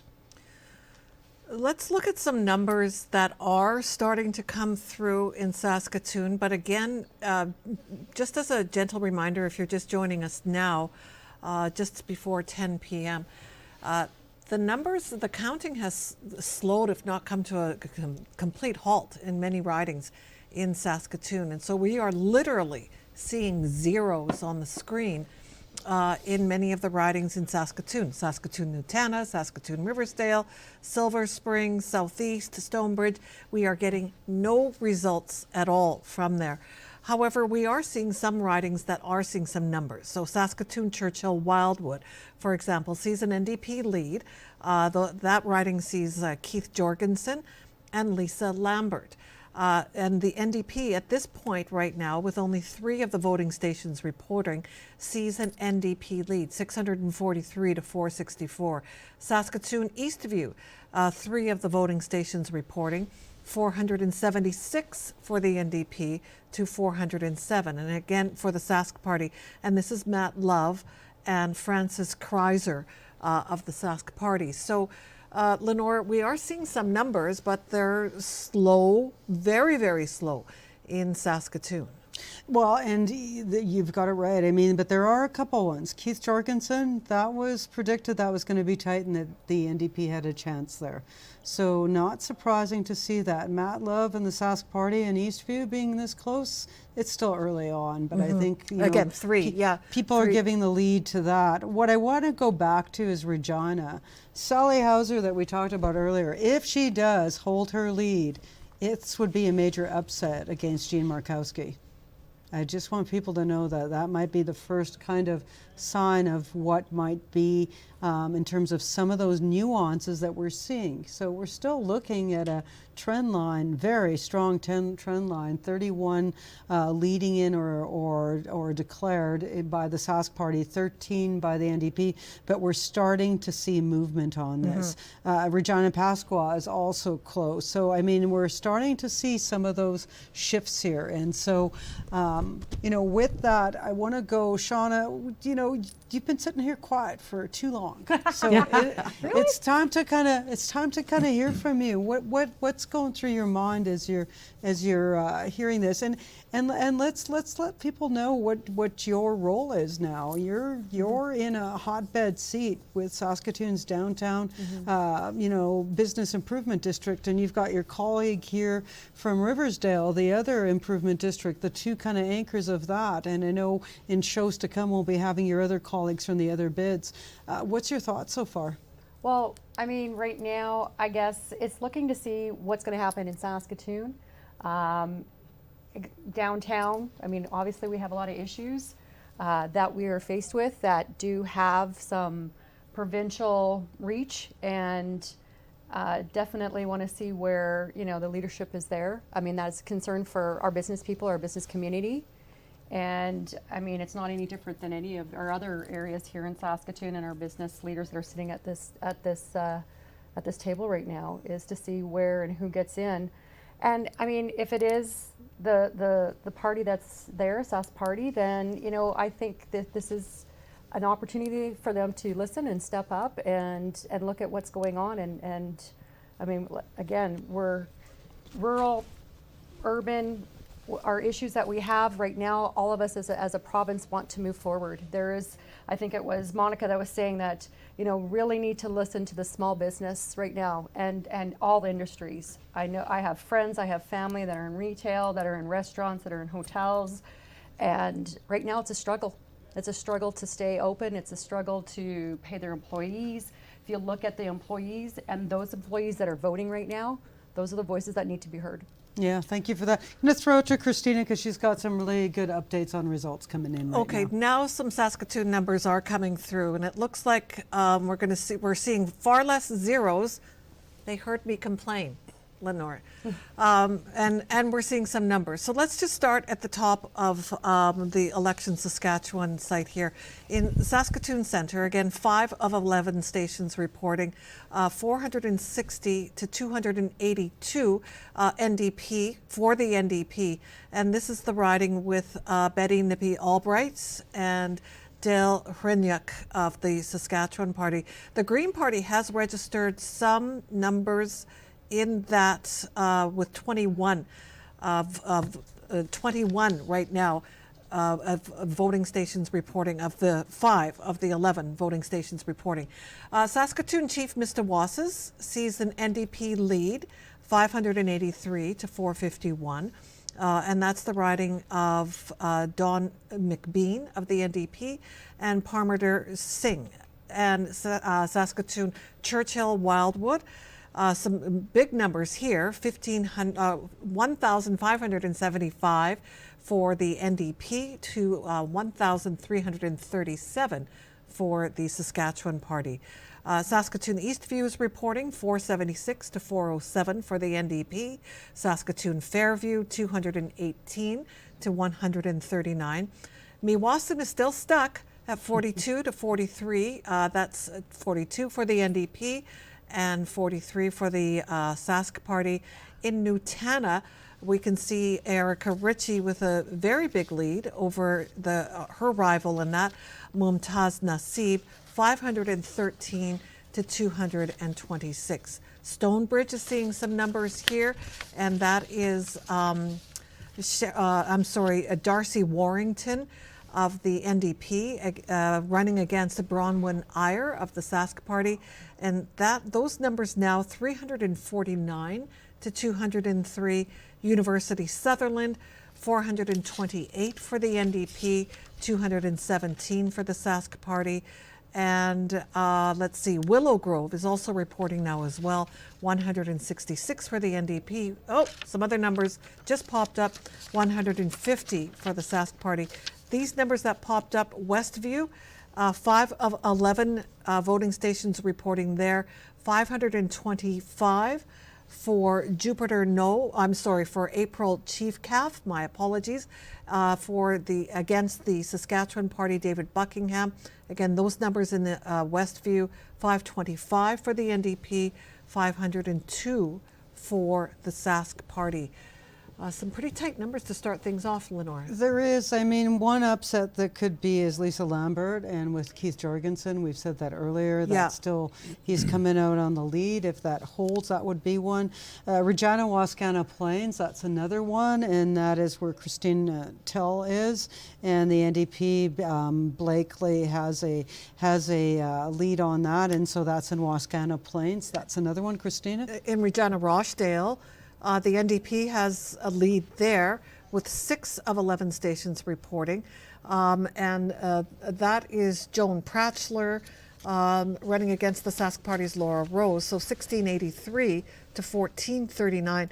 Again, these are numbers in Regina that we're looking at right now. And just to note there in Regina, that's Laura Ross also of the Sask Party. So if that tips, that'll be another one to watch in terms of the shift in the urbans. But again, what we've got right now is 31 leading or declared by the Sask Party. The NDP is at 25. And so those are the two that we're seeing there. I want to throw this now back to Janet Brown. Janet, what are you seeing with this now? You caught me off guard. So what I'm seeing right now is the Sask Party at 31 seats. So that's a bare majority, the NDP at 25. So now what we're seeing is a very tight race, and I'm just wondering are we into BC territory, right? Yeah, sounds like it. It's going to be so close. If those of you who are looking closer at the ridings might know what those 5 seats are, but so it's I think it's what we were all expecting. It's finally starting to look like we were all expecting a close race. Now the Sask Party's up to 32, so a close race, but it looks like the Sask Party has the edge. Yeah, I would say that I think that we're all nodding here in studio. I want to give a throw out to the political science team there, so if we can get them on soon, that would be great. In the meantime, I want to go to you, James. You've been quiet for too long, so we need to hear from you because I know you've been looking at some of those numbers online. And so what are you noticing? Well, I just see that right now CTV is reporting Sask Party at 33 and NDP at 24. So it's nice to see some of the city numbers come in. I have to think that we're still at early stages and low poll results, but it is interesting that the CTV at this moment has called leading for 33 seats for the Sask Party. Yeah, thank you for that. Anything else that you're seeing there, James? Are there any races that are sticking out for you? Yeah, I guess certainly Saskatoon Wildwood. it's nice to see that Saskatoon Silver Springs, Paul Merriman is looks to be ahead. It's tight. One would also say that in Saskatoon Westview, that's a fairly tight race there as well. They're all within 20 votes at this moment, and that's early stages, 5 out of 11, right? And then look at Willow Grove. Yeah, look at Willow Grove. And then Willow Grove, once again, it's so early. It's 2 of 22 or 2 of 12 seats, and the NDP is 166, and a very that has just changed. Sask Party is now 338, and NDP at 337. So it has always been a belief that one was going to be a tight race. Yep. And we continue to see that one as a tight race. Certainly, Ken Cheveldayoff has been a part who was one of the founding members of the Sask Party, and has certainly been around from the early days. So his presence, I think, would be an important part as they look for new steps going forward. But yeah, interesting times. We're here to listen. Once again, CTV just reported Sask Party 34, NDP 25. So we're seeing a trend, I think, that's pointing to some of these other seats. But, as Janet had mentioned, it'll be interesting what the narrative is in the next 24 hours, right? We're going to throw it here, and thanks, James, for that. We're going to throw it to Keenan Ashton and his team out there and with the USSU and PSA, the Political Science Association. Hi there. Yeah, things have definitely gotten a lot more interesting in the short time since I spoke to you. With now the urban seats coming in, it's definitely feeling real. A little bit frantic here. Some interesting races, some very tight races. As James was just speaking to, it's going to come down to just a handful of votes and a few really key ridings. I think one thing that some of us here are watching really closely is actually Prince Albert Northcote. It's not so close right now, but it's definitely a winnable seat for the NDP. That's the sort of thing that could make or break it, as well as a couple of those suburban Saskatoon ridings that James was just talking about. Yeah, thank you for that. There's a few of the races that are in Saskatoon now, and I'm looking to anybody who's following that if you want to jump in either online or here. But one is looking at where Brown-Wanera is, and she is in a very tight race in Saskatoon Stonebridge. In fact, there's a lead there by the NDP, so that's going to be a very interesting one there. And that's against Darcy Warrington. Erica Ritchie, no surprise there, the Saskatoon-Utana leading hugely there. Yeah, and that's not a surprise. That's kind of like the Orange Grove over there. And so not a surprise there. Saskatoon Westview, NDP leading there. Saskatoon Willow Grove, we've got it, as we just said, really tight. Neck and neck. Saskatoon Southeast, also tight. Saskatoon Silver Spring, tight. Saskatoon Riversdale, interestingly enough, Randy, is nothing coming in yet. Did they get lost? Maybe those paper ballots are somewhere. And when we're looking at the Saskatoon Meewasin, Nathaniel's now pulled quite a bit ahead, 2283 to 1624. So if that holds with 8 out of 12, I think we can probably safely say he'll probably come back, just based on the statistical of that. Saskatoon Eastview, again, too close to count. Within kind of 100 and a bit. In Saskatoon Churchill Wildwood, I'll have to say that too, 1,500 for the NDP, 13 something for the Sask Party. That's not that much of a difference. Yeah. Saskatoon Mistawasa, same thing. This is what we've been saying all along, is when it comes to the urbans, this is where you see the numbers come in. Now, 33 seats for the Sask Party leading or declared in, and 24 for the NDP, but we still got some outliers here and some that don't have any numbers registered yet. like Yorkton and Saskatoon Riversdale. Yeah, So, like what's with Yorkton? yeah, like honestly, those are the two holdouts. Something happened on the count, and also Regina Lakeview as well has none. Regina Coronation Park, no polls reporting yet, polling stations reporting yet. So there's a few there. So the hold between rural and urban. Keith, I take it over to you. What are your thoughts? Well, yeah, I think like what everybody's already commented, that it's just pretty much boiling down to what we were all anticipating coming into it tonight. It is interesting to note, though, that in terms of the jockeying back and forth at the Sask party, like to James's point, hasn't really lost any of those seats that it's leading. I know that there are some changes back and forth, but in terms of the overall numbers, they've seemed to be north of 30 for a little while now, and it's not likely that that's going to change a whole lot, I would expect. So I would think that they're going to be forming government. Having said that, though, obviously we've got a lot of urban votes yet to be counted. But it is interesting to see how close they are. And I guess I'm an anomaly, too, because I'm one of those strange passengers in a plane where I'll sit in that tarmac for 4 hours. I'm fine with waiting there because I want things to be safe and ready before I'm taking off. So waiting for the numbers to come in. If they're the right numbers, I'm perfectly fine with that, despite the fact my alarm went off a little while ago telling me it's time to go to bed. oh, I get it. Well, yeah. It's way later than mine. I know everyone's going to be tired tomorrow. Yeah, we're going to be very tired. I just want to get some vote counts, like as a whole, just for, so 95,655 votes so far counted going to the Sask party.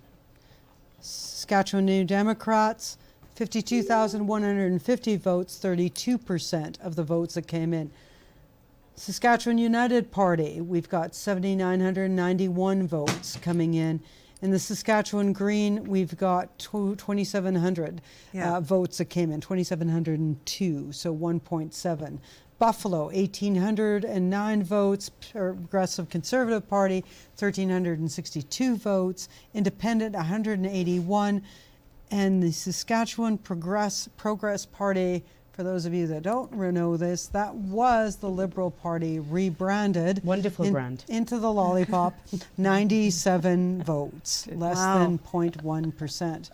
Just want to say, how does this translate right now into actual seats? 33 so far for the Sask party, 24 for the NDP. We can tell you this, is that one of the ridings or constituencies, however you want to say it, is Carla Beck's. We can assume with pretty good confidence she will carry that. So you can say that's a 25 down there. So Keenan, I want to take it back to you because I know you're sitting around there with maybe a few different beverages with a few different things in it, but you know, what are you noticing here as, you know, budding professionals? What is this telling you? What is this telling us in terms of,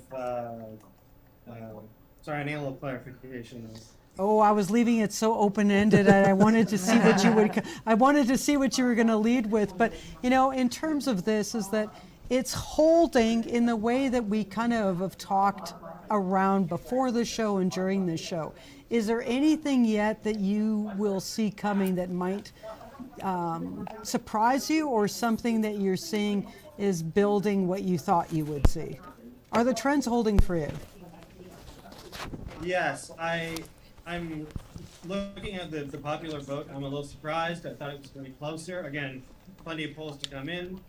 Again, especially in urban areas, which would favor the NDP. So perhaps we'll see that share closing.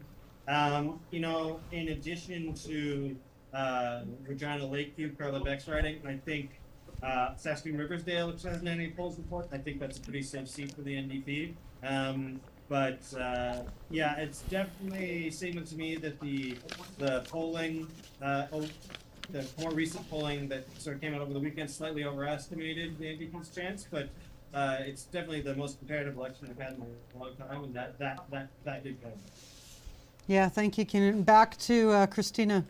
Thanks, Keenan, for that. Keenan in Louise right now.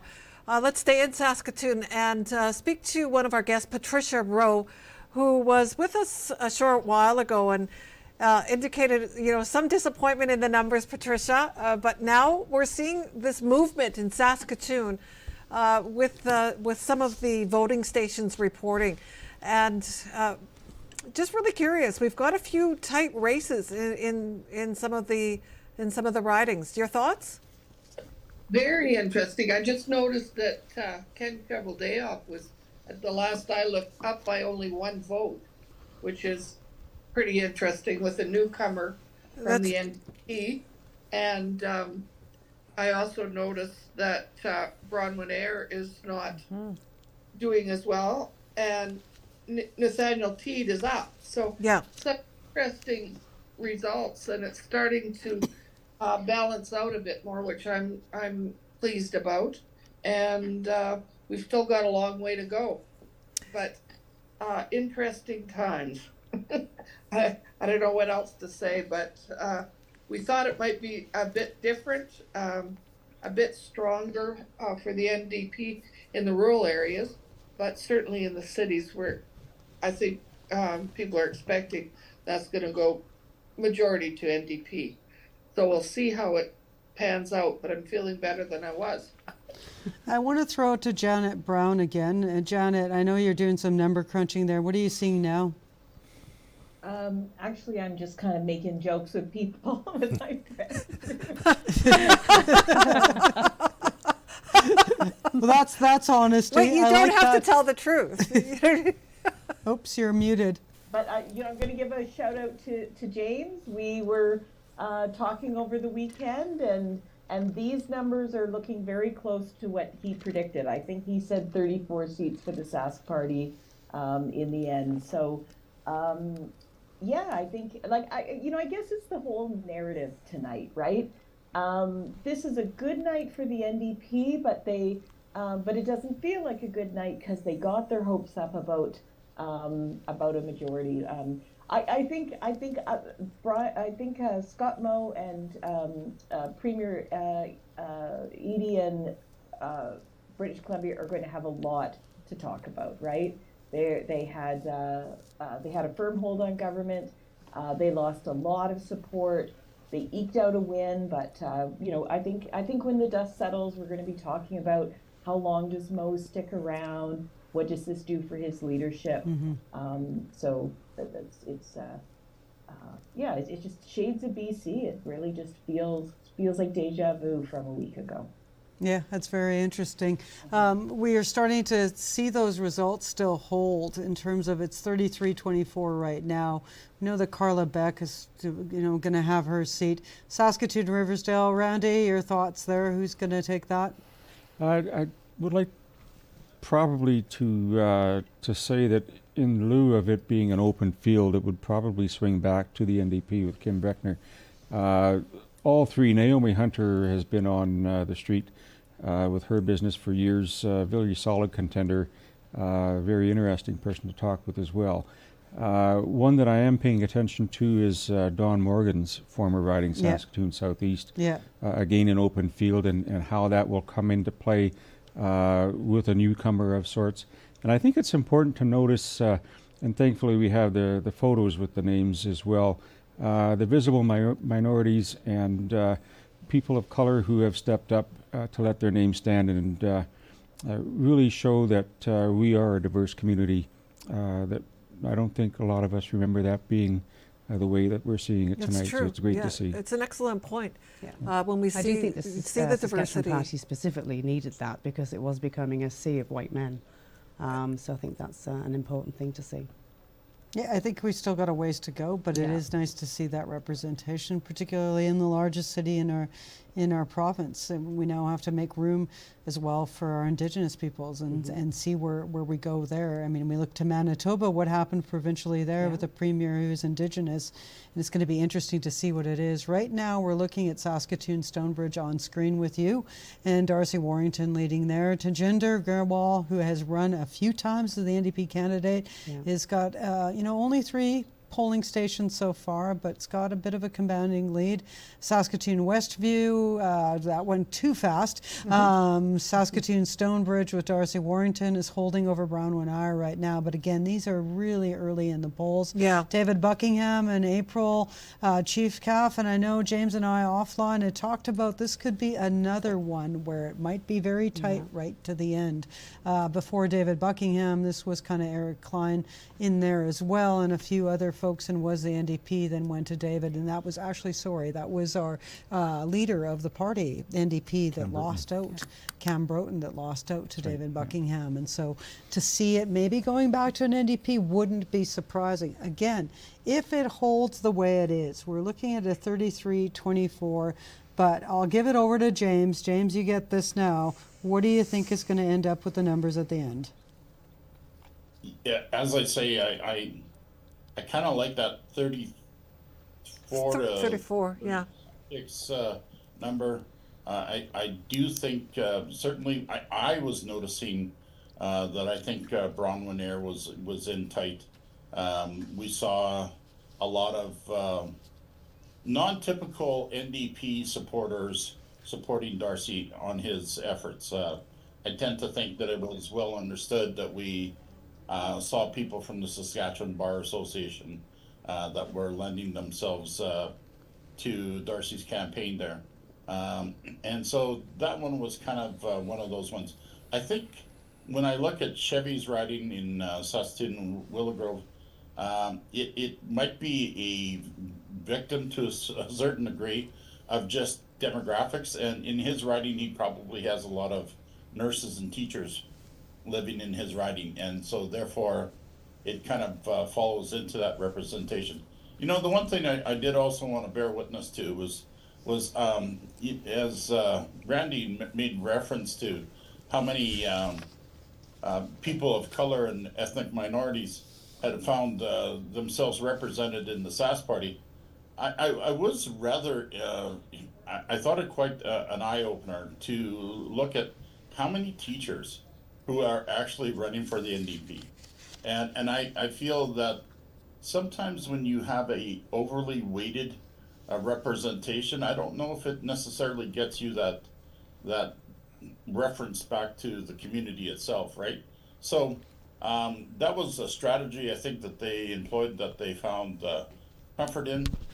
And I think it will be interesting to see how that element becomes relatable to the rest of the province. But as I say, these are very tight races, and that obviously means that there's always judicial recounts and all of these other mechanisms that are triggered by this, and we'll have to see how things unfold. But unfortunately for some of these candidates, I anticipate it to be a very long night. So all we can do is kind of hold on and with bated breath participate in the electoral process. I would like to know from Elections Saskatchewan, and I think that they should be telling us why there is a tardiness out of those couple of ridings. I think we are owed that. And I agree. I don't like when we don't get that information. I agree, and specifically the ridings, Regina Lakeview again, Carla Beck's riding, running against Sarah Wright, and then and Yorkton, my stomping grounds. We're not seeing any numbers, period, from those two constituencies, and I totally agree with James in terms of finding out why we're not getting any results, period. Looks like Laura Ross is lost. You want to share? 10 of 11. Okay. Yeah. Okay. Let's just go through what we know right now about Saskatoon. Then we're going to go to Regina. Saskatoon Centre, NDP. Saskatoon Centre. We're starting right at the beginning, right? NDP again has a bit of a lead, 1467 to 1091 over the Sask Party. Saskatoon Chief Mr. Wasses. Again, these are that's stagnating. Only 3 of voting stations reporting versus, let's say, 10 out of 12 for Saskatoon Churchill Wildwood, which has a commanding lead, and that is Keith Jorgensen over Lisa Lambert, 2549 to 2196. And I say commanding because that's 10 out of 12 voting stations reporting in that. Saskatoon Churchill Wildwood, that's the one that we just went over. Saskatoon Eastview, 1383 to 1169 for the NDP, 5 of 11 reporting there. Saskatoon Fairview looks like it's stuck at 3 of 10. Meewasin, which is Nathaniel Teed, over the Maureen Alice Tor, again commanding for Nathaniel, 33-13 to 2018. And in Saskatoon, Nutana, Erica Ritchie with 2594 to 786 for the Sask Party. Well, and here's the big one, right? Saskatoon Riversdale. Oh, there it finally is. Coming in. Yeah. 1202 for the NDP versus 501 for the Sask Party. Saskatoon Silver Spring, NDP still holding 1233 to 1182. Saskatoon Southeast, NDP still holding 1865 to 1768. Saskatoon Stonebridge, NDP again 1056 to 645. Saskatoon University, NDP 1252 to 893. Saskatoon Westview 525 to 502. Saskatoon Willow Grove, 2 close to count, 1 vote apart. So what we are seeing is the NDP leading in all but one where it is essentially a tie. In Saskatoon, in those ridings, yeah. All right, let's go to Regina and see if we're seeing something similar playing out here. Well, we are actually, but we're still not seeing any numbers from Regina Lakeview. So just to let you know that. But otherwise, on the Sask Elections website, it's almost like an orange stripe, virtually down for the Regina ridings. Coronation Park, it looks like it's stuck. 4 out of 10 stations reporting, 684 to 478 for the NDP. Regina Douglas Park, Nicole Sauer, over the Sask Party's Ken Gray, 2029 for the NDP to 985. That's 7 out of 10 voting stations reporting there. Elphinstone Centre, 6 out of 12 voting stations reporting, 675 for the NDP to 363. Regina Lakeview, nothing. Regina Mount Royal, 477 for the NDP to 265 for the Sask Party. A tighter race in Regina Northeast, 6 out of 11. It's 773 for the NDP, 698 for the Sask Party. Regina Pasqua, 592 to 559. That is for the NDP, with 6 out of 12 voting stations reporting.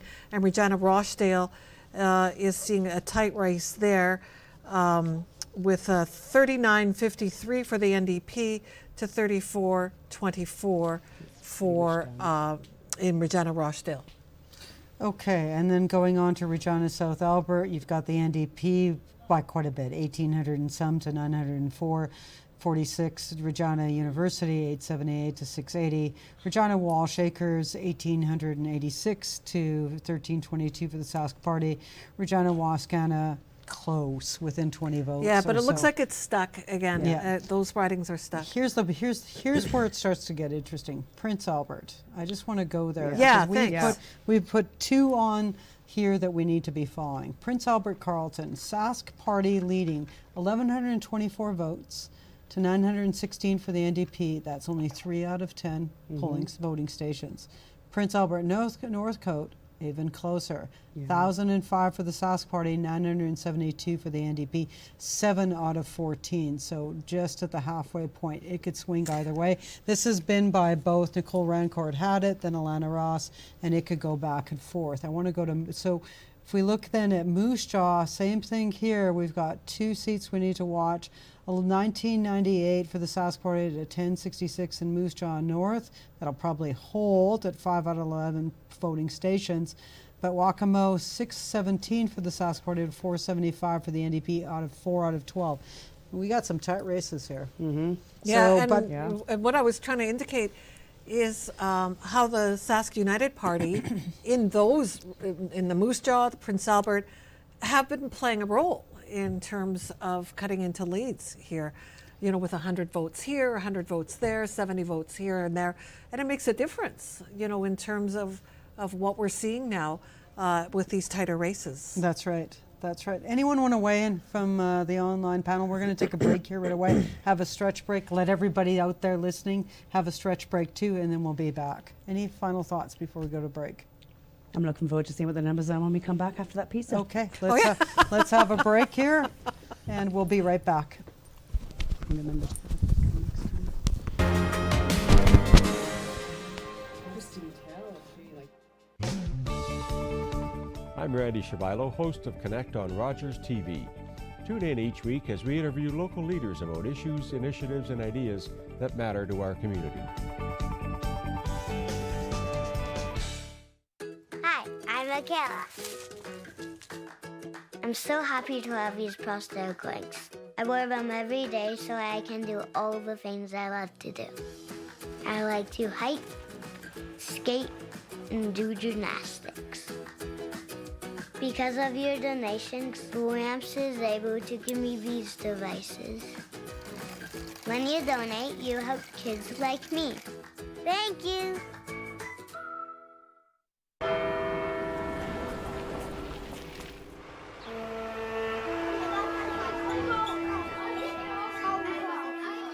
On the 11th hour of the 11th day of the 11th month, we encourage Canadians to pause and remember all that veterans have sacrificed for us, lest we forget.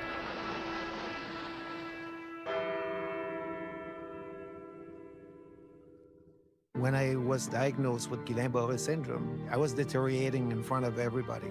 All my life I lived with sickle cell. I went through a tragic crisis that put me in a coma for 3 weeks. While I was in there, I received a lot of blood to put me in a healthier state. I was given the plasma then through IVIG. Even though that happened so long ago, it still has a massive impact on me today. Thanks to donors, I can live another life. Because of you, I will be seeing my grandchild. For me, it all started here. I do my best work here. Scores! Oh my goodness! This guy's dangerous from here, here, and here. We're watching history in the making here. And our fans are up here. I'm here for it. It's all about what's up here and what's in here. Sportsnet, here for hockey. Punch TV is the nerdiest show in Saskatoon. If you like comics, movies, games, stellar events, and anything in geekdom, you'll love Punch TV. Host Jody Kaysen takes you in depth with artists, writers, and guests from across the province, the world, heck, even the galaxy. Plus, regular updates from The Collector, The Movie Geek, and Tweetbeat.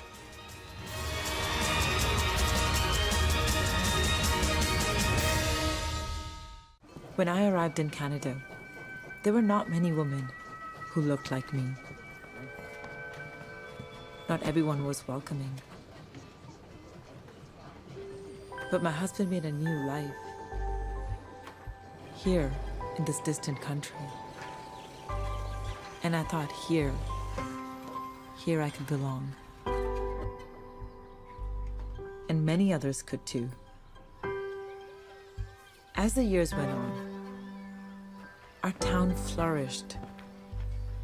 Our community worked together and took care of each other. Our children grew up with a true sense of belonging. Here in Baldi, we built our home, and we wanted others to do the same. Established by South Asian immigrants in 1917, the mill town of Baldi, British Columbia was one of Canada's first inclusive multicultural communities. We invite you to play What's My Line? Welcome, Mrs. Baker. Those folks over there need to guess your extraordinary occupation. Are you an entertainer, Mrs. Baker? Yes. Do people come to watch you perform? Yes. Do you travel for work? Yes, I do. Do you ever wear a special type of costume? Yes. Is your job physical? Yes, indeed. Are you a member of a team? Yes. Are you a professional baseball player? Yes, I am.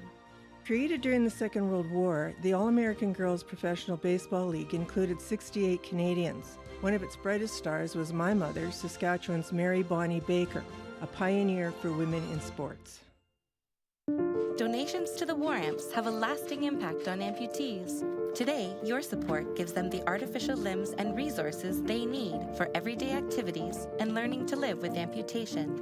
Having access to our essential programs helps amputees prepare for tomorrow on their road to independence. The War Amps is committed to improving the quality of life for Canadian amputees, but this wouldn't be possible without you. To learn how your donation helps, visit waramps.ca. Join me on Conversations with Masesi, where my guests and I talk about life, family, love, community, and everything in between. Right here on Rogers TV. Are you a passionate content creator ready to expand your audience reach? Do you have unique stories, captivating hobbies, or special interests that deserve a spotlight? Rogers TV is here to amplify your voice within the community. We offer you the platform to broadcast your content to a wider audience. And the best part, it's completely free. Don't miss this opportunity to share your vision and engage with viewers. Find out how Rogers TV can transform your content journey today.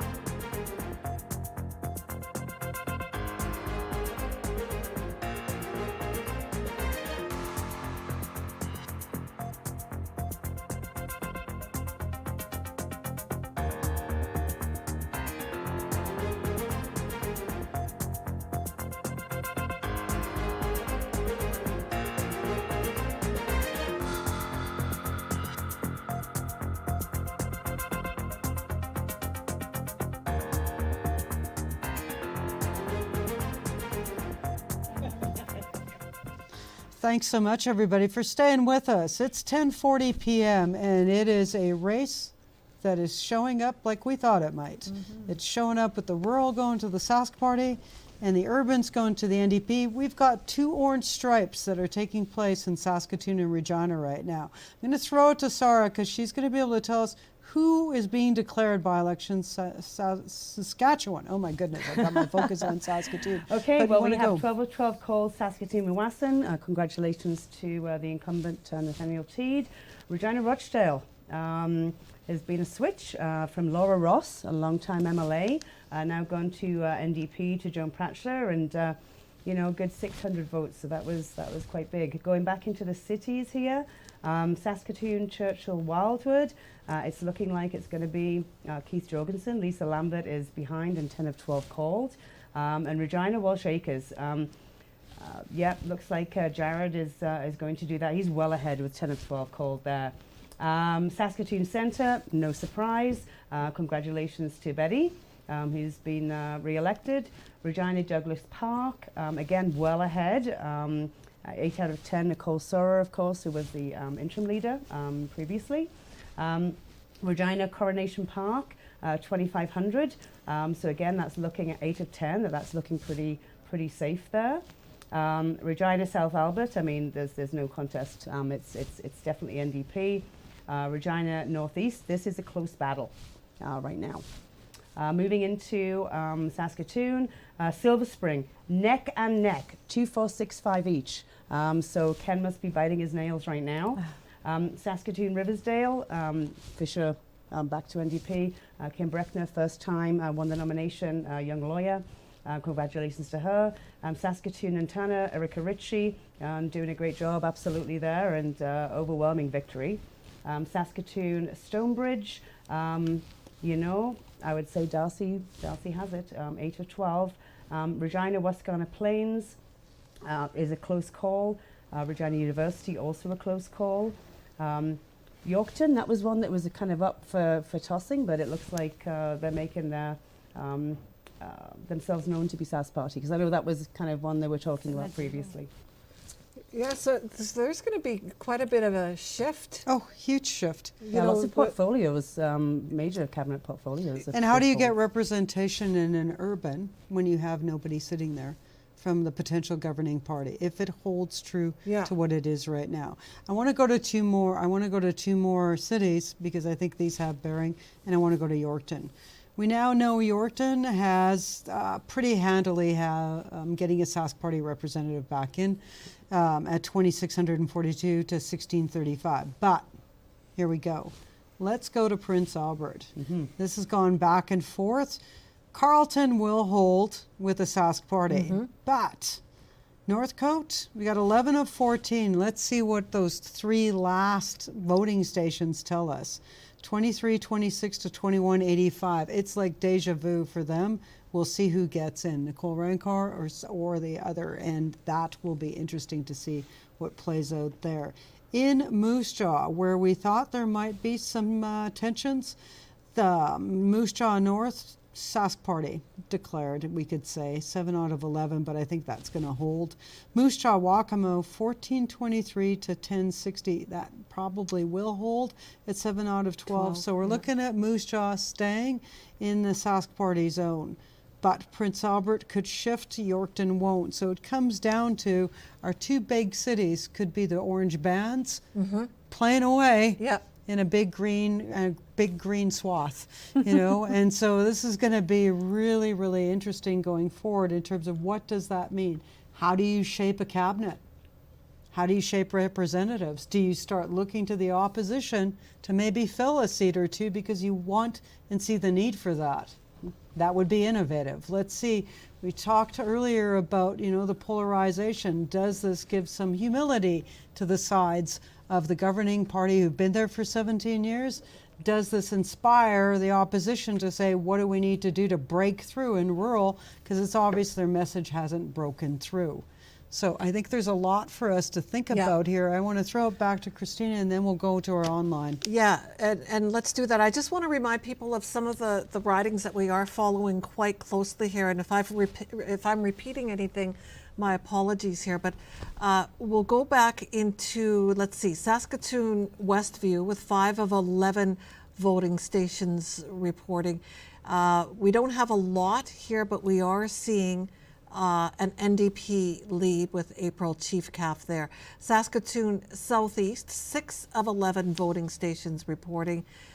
We are seeing a tight race there with the NDP holding a lead there. Saskatoon Silver Spring, that's Paul Merriman's riding. Hugh Gordon has, am I seeing this right? Or is it tied still? Yeah, tied still. Yeah, thank you. Yeah. So those are the 3 in Saskatoon that we're following quite closely. And did we mention Regina Pasqua? We did earlier, but not recently, and it is really close, 559 to 592. Yeah, it's again, only halfway there. 6 of 12 stations are reporting there. But some really, really tight races. And don't forget, like we're seeing here, Saskatoon Silver Spring, I'm just looking at some new numbers there. It's an NDP lead there, but just by the thinnest of margins.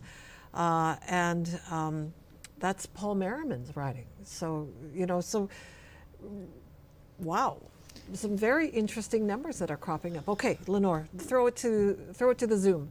Okay, well, and on Zoom, I just want to commend you for sticking in there. Thank you, political everybody. Science students have to sign off, so they just say, "Thank you so much. Good night, folks. Louise Thanks for having us." They ran out of money. It's also called exam time. Oh yeah, right. That's true. From being in there, we're right in the October surprises sometimes. This is true. Yeah. And but I want to go. I want to throw it to Patricia Rowe first, and then to Monica.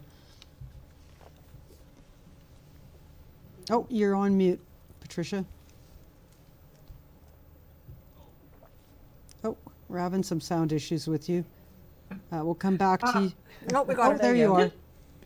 Interesting. Some of the like the Merriman issue, Shovel Day Off, and so on, struggles there.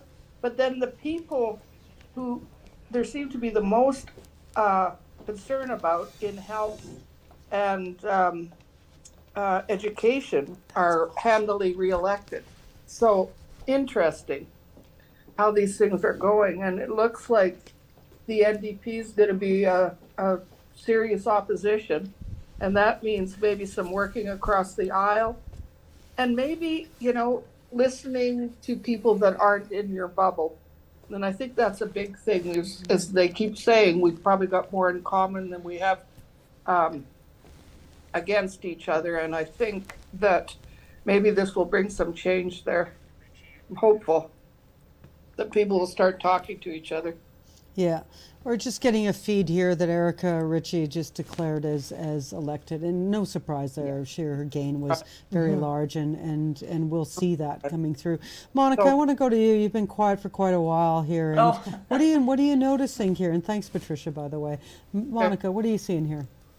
Well, I've been watching the change. I've been flipping between 2020 and 2024 and just seeing the difference, the gains and the losses. I'm on the global news tracking there, and just the shift between what happened 4 years ago and what's happening now. And then to Patricia's point is that it's going to have to result in a lot more conversations than there has been in the past, which is a good thing.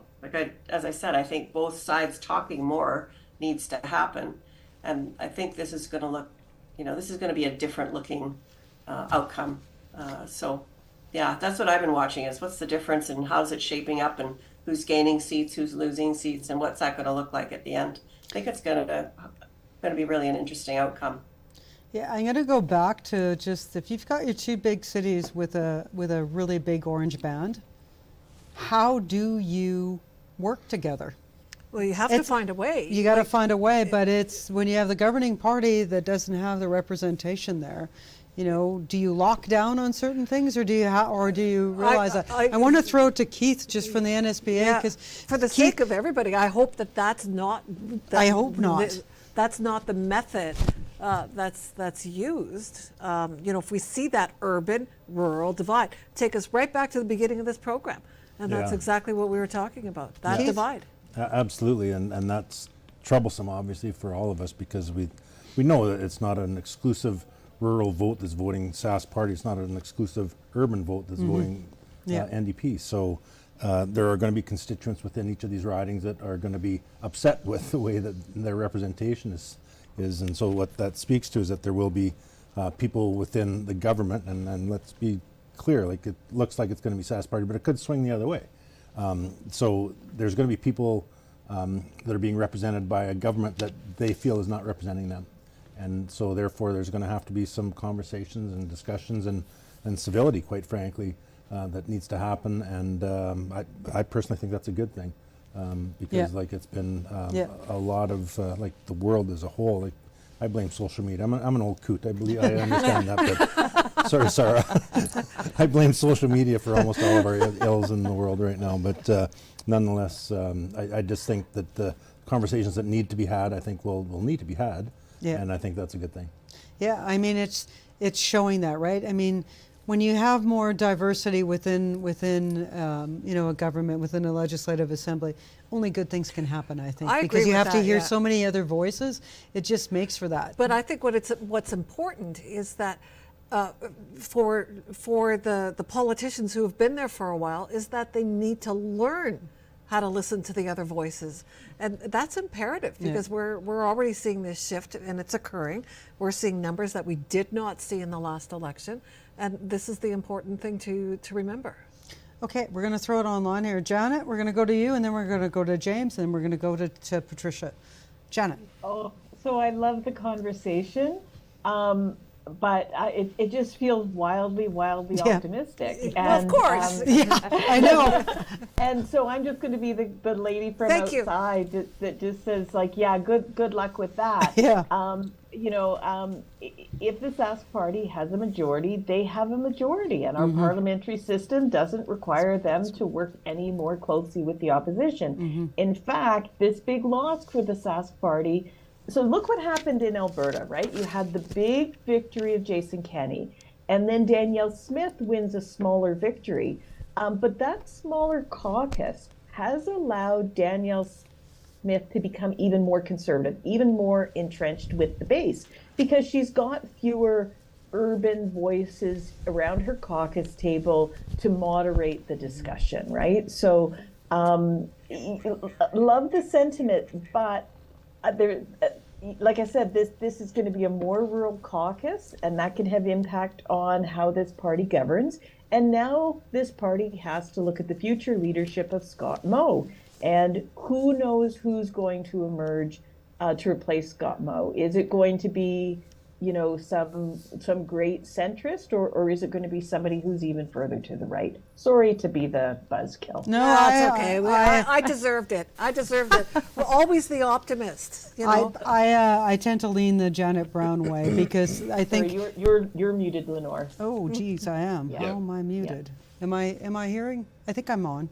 Yeah. No, you're on now. Yeah. So Janet, I tend to lean towards you is that if we look at what other what other governments have done across the country, that tends to hold as the rooting starts to take place because you're really holding on. So it takes a really good government that's leading in a majority to make space where there isn't space. That's going to be the message all of us, I think, are going to say is how do you make space for those of us that are in the cities, the two big cities. I think it's going to be that constant negotiation of that. I want to go to James next, but I was just going to say, Lenore, you made a really good point early on. Is how do you put a cabinet together with this much reduced? Where do you find urban representation in this caucus? Yep, I think it's going to be, and especially that because you can't look to the Prince Alberts and the Moose Jaws and the Yorktons to fill that. Those are very different scales and sizes of cities. So looking there, I just want to make a note. Ken Breckner was elected in Saskatoon Riversdale. So new person, went back to the NDP. So that is a big shift. She's a lawyer, quite well known. Congratulations to Kim. So we're seeing that shift. I want to go to you, James, because I know you're burning to say things here. Yeah, so to be the guy on the outside. So exactly, I think the path to representation is through Ken Cheveldayoff. He's obviously got a very urban seat. I see his lead is continuing to hold. And I would also say the other seat that we need to give consideration to is Martensville. Martensville also has, because of redistribution, part of Kensington, which occupies the far west side part of Saskatoon. So it could be quite easy to say that that's how the Sask Party gets both of those representatives to come forward and give them representation. So I don't think that that's a challenge. I would dare say, why don't we turn it in reverse? How then does the NDP figure out a way to represent rural Saskatchewan that doesn't have unionized government employees? Yeah. I think that's the real challenge that the NDP should be under the microscope for. It's one thing to have government employees, either teachers or nurses, that find representation. But if that's all you've got, like, to me, that's a real concern. Like, what percentage? I think it's like in excess of 50% of their candidates were teachers. And that's not a reflection of society. So I know that there's a narrative of change and all of these other elements, and I've certainly heard that through the union halls by all means. But in reality, I think the victors go the spoils, and the government of the day is the Saskatchewan Party. I want to go here for just a minute. Is that we have seen Ken Cheveldayoff pull ever so slightly ahead. in Saskatoon. Willow Grove. Thank you. Yeah. I like how we can finish each other's sentences. That's how you know you've been. That's right. We've been doing this long enough. So that's great. So there could be an orange band with just a little green little tip to it or a root Lenore, to it. Your We'll mute see. has gone on again. Sorry. Your mute has gone on again. Your mute is on. I have no idea what's going on. So yeah, so Lenore's got a few little microphone problems, so we'll try to get that worked out. Saskatoon Willow Grove, as she was saying, Ken Cheveldayoff, just with the slightest lead there. 7 of 12 voting stations reporting there. And Sarah, are you seeing any other tight races? I know that I had highlighted some of them. Obviously Silver Spring. Silver still. Spring. I mean, actually the NDP is now pulled ahead, so that's Paul Merriman's seat. Yeah. Saskatoon Westview, again, April Chief Cop is pulled ahead of David Buckingham. Regina Pasqua, so that's really close, 559, 592. NDP are ahead there. I think, kind of going back to the rural-urban split, if they're smart, they're going to look at the data, the Saskatchewan MLAs, and think, is it the the further right that's kind of eaten some of the lunch to kind of reduce that majority, or is it NDP? And you really have to look at those individual numbers, because that feeling that they were trying to protect the seats by going further right might not be the right thing if they're finding that actually more votes have gone to the NDP. And just looking at some real basic numbers here, as we see the lead, elected are leading 34 to 27 for the NDP now. But what's really shifted is the leading number. So whereas the Sask Party was leading before in a lot of ridings, that's down to 5 now, and the NDP is leading in 15. And so if we're looking at percentage of vote at this point, the Sask Party has 54.6% of the vote, while the NDP has 37.5% of the vote. Well, and that's on 85% of the voting stations reporting. Yeah. So we're getting close. Yeah. We're getting really close. We can and see we're the going lights. in between that 34, 27, 33, 28. Are we going to start to see into that mark of that? I think there was a few of us that were saying 33, 28 as kind of being a potential outcome. Anyone else? What are you noticing? Anybody seeing anything on their feeds? Saskatoon Stonebridge. Okay, let's go there. What are you seeing there? With Darcy Warrington leading Bronwyn Iyer. What is it now? 2472 to 1773. That's lots. She's yeah, that'll be an upset. That's an upset. I would say that's an upset. Yeah. You're at 9 out of 12 polls. Yeah, 9 out of 12. Yeah. Yeah. And so this is an interesting one, because I think there was a lot of people out there that were thinking Brown Eyre might be somebody that was a successor in that. And so obviously there was a big movement there, by the opposition to take that back. Darcy Warrington is somebody who's been on Civically Speaking. We had him part of the civics panel. He ran for civic politics and was very, very vocal, and then stepped up to the nomination for the NDP. So his name was known in the area. So does it surprise me if they put in the work and we're trying that? It doesn't surprise me. No, it doesn't surprise me either. But, I live next to Stonebridge and I work in Stonebridge.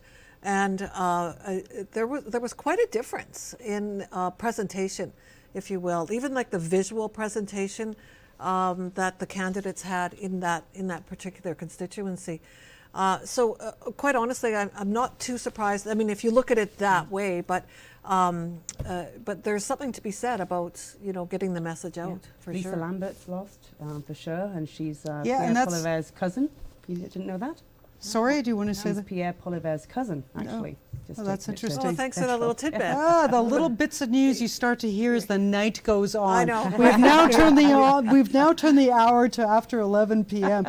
I want to go back to James. James, I saw that look on you. I know you well enough. What's some of the thinking you have now? What's bothering you? And then I got to go to Patricia because she's had her hand up for a while. James. Hi. Lenore, I was just interested in what James was saying about how many teachers were running, and I think that really reflects the concern they have about education and the fact that Saskatchewan is at the bottom in terms of in terms of education. So I think that's important. But I think this race, I mean, the NDP has done very well, and I think this is a test for our province. Can Mo's government still make decisions based on one or two votes or one or two letters from the public, that kind of thing, and make significant change that way?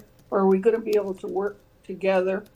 You know, I'm a bit of a cynic too, but I really hope that this is an opportunity for some change in the province, and for us as a province and a people to work together, rural, urban, and NDP and the Sask Party to work together. Yeah, I'm trying to be optimistic. Yeah. Well, we know Janet Brown has given us a little bit of an opinion on our optimism in Saskatchewan. Oh boy, I got it. Yeah. Janet, I mean, you've been doing this for a while, so some thoughts. On the Sorry, I'm not here. Oops. I'm not hearing Lenore. Oh, I'm sorry. I'm not sure why you're not hearing me. I hear you now. You can hear me now? Mm-hmm. Okay. It's the Zoom click on the control room. So this gives me pause here to just say thanks to Eric and Dean here in the Rogers studio. Just they are behind the scenes. Yeah. Our two camera folks here, Shashandra and Noam. Just thank you for hanging in. I mean, these are like the ninth inning that goes into overtime, and we're in the World Series, and we're now going into inning number 20. It's extra innings. Extra innings. Yeah, by the way. Yeah, extra innings. I know, but that point? see, there's the fine point on extra innings. So, Janet, your thoughts and what you're hearing us say as the optimists here in Saskatchewan. Well, just to reiterate what I said before, I mean, it's a good night for the NDP. I mean, they've made big gains. As Patricia said, it gives Saskatchewan a much stronger opposition party than they've ever had before. And I believe strong opposition is as important as strong government. So, it'll definitely change the dialogue in Saskatchewan. But as I said, the Saskatchewan Party becomes a more rurally focused caucus, and there's implications to that. And the that chasm between urban and rural is just going to get more intense. So steel yourself for that is my Alberta observation on this election. I want to go to Martinsville, Blairmore for just a second here. This is one that James Yachishan and I have talked about kind of off air for the last while, thinking it might be close. It's 6 out of 10, Sask Party 1525 to NDP 1138. It tells me on the ex-Bourbon area, we're seeing some shift there. Mm-hmm. So you have some the NDP creeping in there, and so it'll be interesting to see in those last few polls where they're coming from. I also have a question, and I don't know how we'll get the answer, but maybe one of us can kind of look at it, is where are the counts with some of the online voting and mail-in voting and the advance votes, because there's all of that comes too. So things that we're seeing here may still be really affected by that, particularly if we're seeing things like in our Saskatoon to really, really close races, what's happening there in terms of Willow Grove. Ken Cheveldayoff right now is pulled ahead slightly at 29-18 to 27-42 with 9 out of 12. Nail-biting territory there. So any other thoughts? Shauna, what's going through your mind right now? Yeah, I feel for Chevy because he's a hard worker, and I know that he got a different, area, and so I know him and Trish very well, and basically I think it was James that was saying, it's looking at Ken and maybe looking at the Martinsville, Jamie Martins, I believe, that also is a new area. If we do have a bit of the Sask Party representation there, that will help maybe being that optimistic. True, the bonds that might tie a little bit us together. And Janet would approve. Yeah. And I mean, and I've sat on a number of boards with Ken, and he's You know, he's someone that we can definitely, as a business community, align with. So, very surprised with the Bronwyn area. I think she got a new constituency this year too, because she was out in my area, where I'm out in Corbin Park. So that too may have played a little bit in her role. But like you said, Darcy was very strong in that. Just to let people know that we are seeing the light at the end of the tunnel, quite honestly. Voting stations reporting 86.9% at this stage in the game. A total vote count of 353,950. Who's looking at the 2020 results? Oh, Monica Kruger is. All right, let's get Monica back on. I just wonder, we'll see how sharp she is, if she's actually doing some of the tallying here with Monica. I'm just looking at charts. Yeah, because right now we're seeing a total vote of 356,404, and I'm just wondering if you are able to find the numbers for the total votes. I guess at the end from 2020 to see where we stand, because I feel like we're looking at much better numbers than we were from the previous election. And there she is. Everyone's. There's one. Yeah, it's 444,000. I'm checking because it's not on the just under not on the charts. 445,000. There you go. How much was that? Just under 445,000. 444,997. So it's 54% of the registered voters. I'm really curious, as you were saying though, Lenore, as to where is the mail-in and I don't know where all that figures in. Well, there's these votes, there's a pending count. I'm looking at the elections, Sask Elections website here. So mail ballots issued 32,476, a pending count of 20,417. But where they are right now, I don't know. Yeah. I mean, issued also means like I was issued allocated a mail ballot, but I didn't do it by mail. I went in. Exactly. So, so that's the other thing that. Same with me. I was issued one, but I went and voted in person. So again, I guess we have to just wait for those numbers. That may come out in the secondary count as well, in the second preliminary count. So how are we feeling comfort-wise to be able to say what's going to happen here? I think we're pretty comfortable. Yeah. I think it's a victory, right? And to me, where the victory came is I think the NDP really needed to split PA and North Battle and Moose Jaw and Moose Jaw. They needed to take Prince Albert and Moose Jaw in one of those, and they didn't.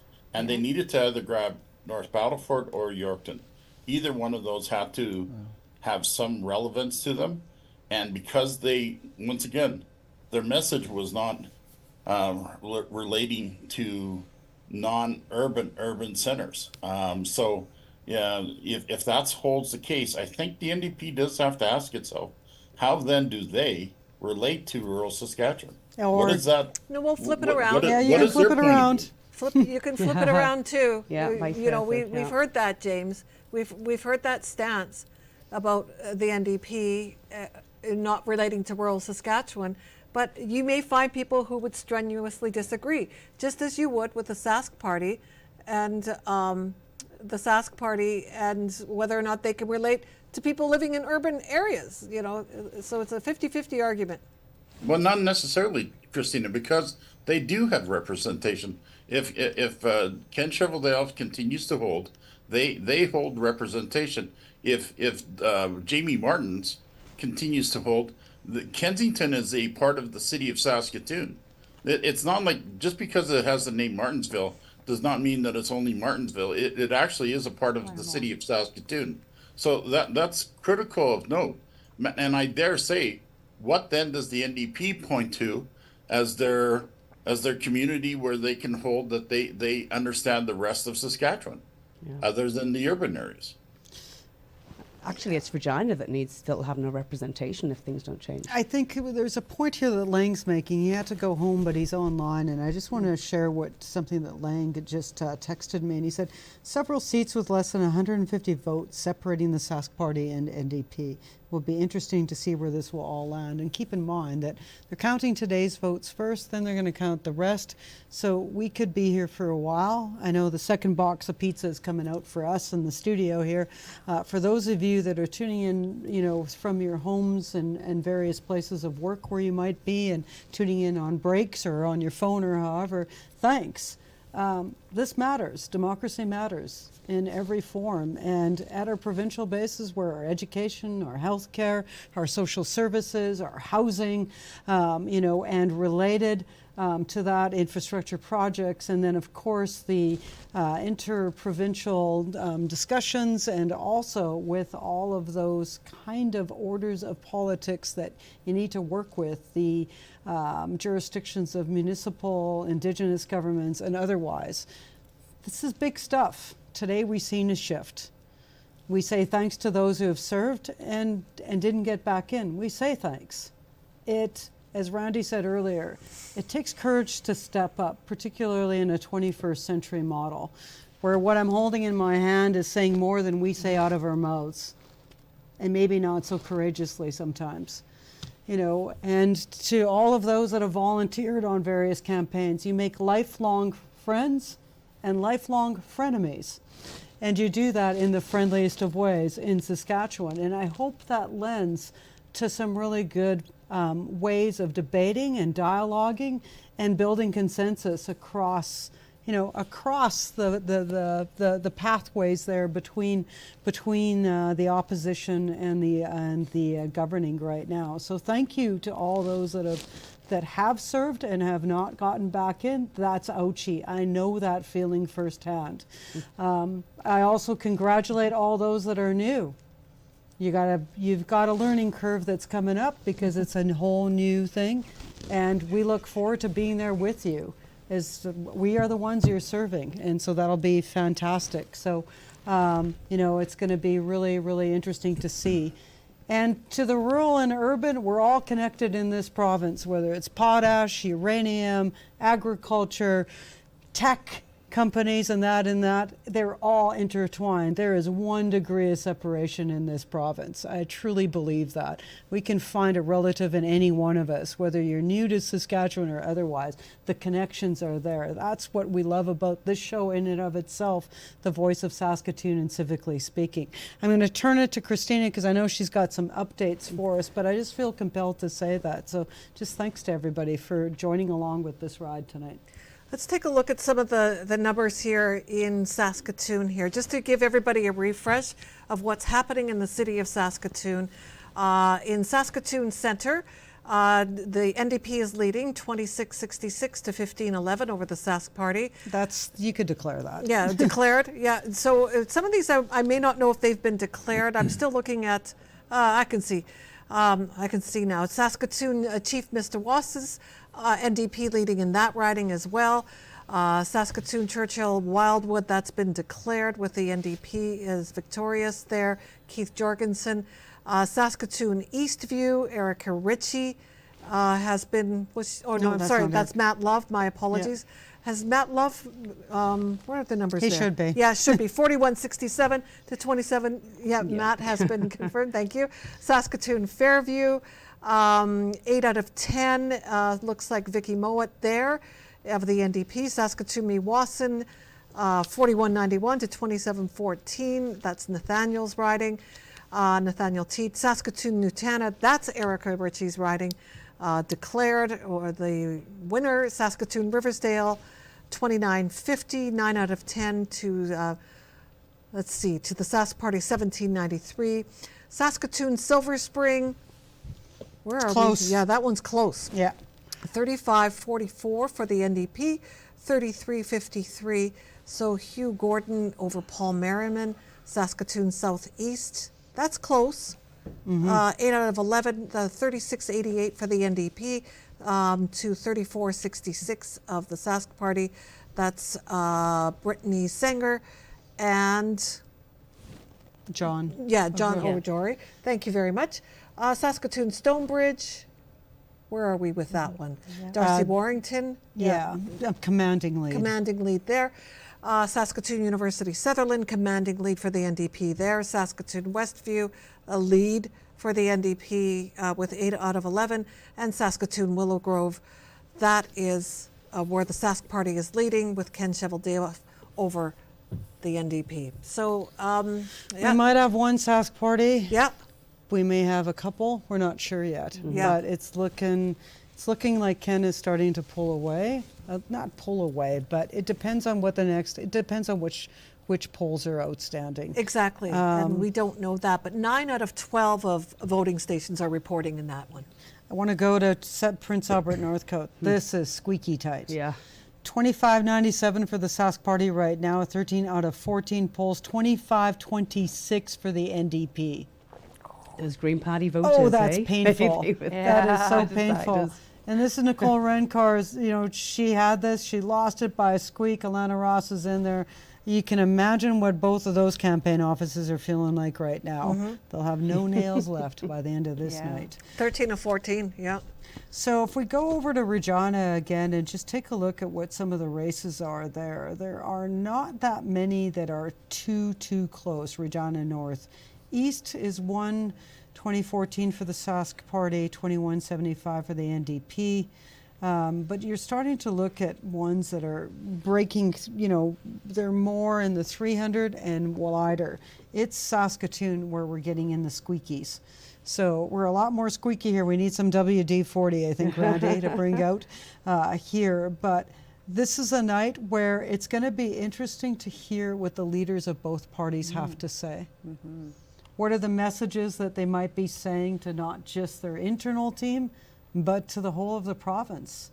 Their voices are going to matter a heck of a lot more now, I think, in terms of what that means. And again, to the dialogue and the negotiations that we have, we've got a lot more balance in that legislative assembly. Keith, back over to you, because I know that's something you watch from your perspective at the NSBA. Yeah, well, I think the one thing that's maybe been overlooked so far tonight in our dialogue, not just the urban-rural split, but I think to the NDP's credit, they really coalesced the labor movement, the union movement, and they got those votes out and they got them to count. Whereas in past elections, perhaps the unions weren't as homogenous with what the NDP was thinking or saying or doing, because I know that a lot of union people in the past were voting for Sask Party. And this time around, it seemed like, although I said I hated social media, it doesn't mean I avoided it at all costs. So every time I was on it, my feed was inundated when it came to Sask Party versus NDP. The unions were, like third-party unions were absolutely screaming from the rooftops to vote NDP. And unions, like RCMP, like I've never seen an RCMP union do anything before, quite frankly, and this time they're telling me to vote NDP. And again, like all of the Teacher Federation, the Union of Nurses, you name IBEW, you name it, they're all,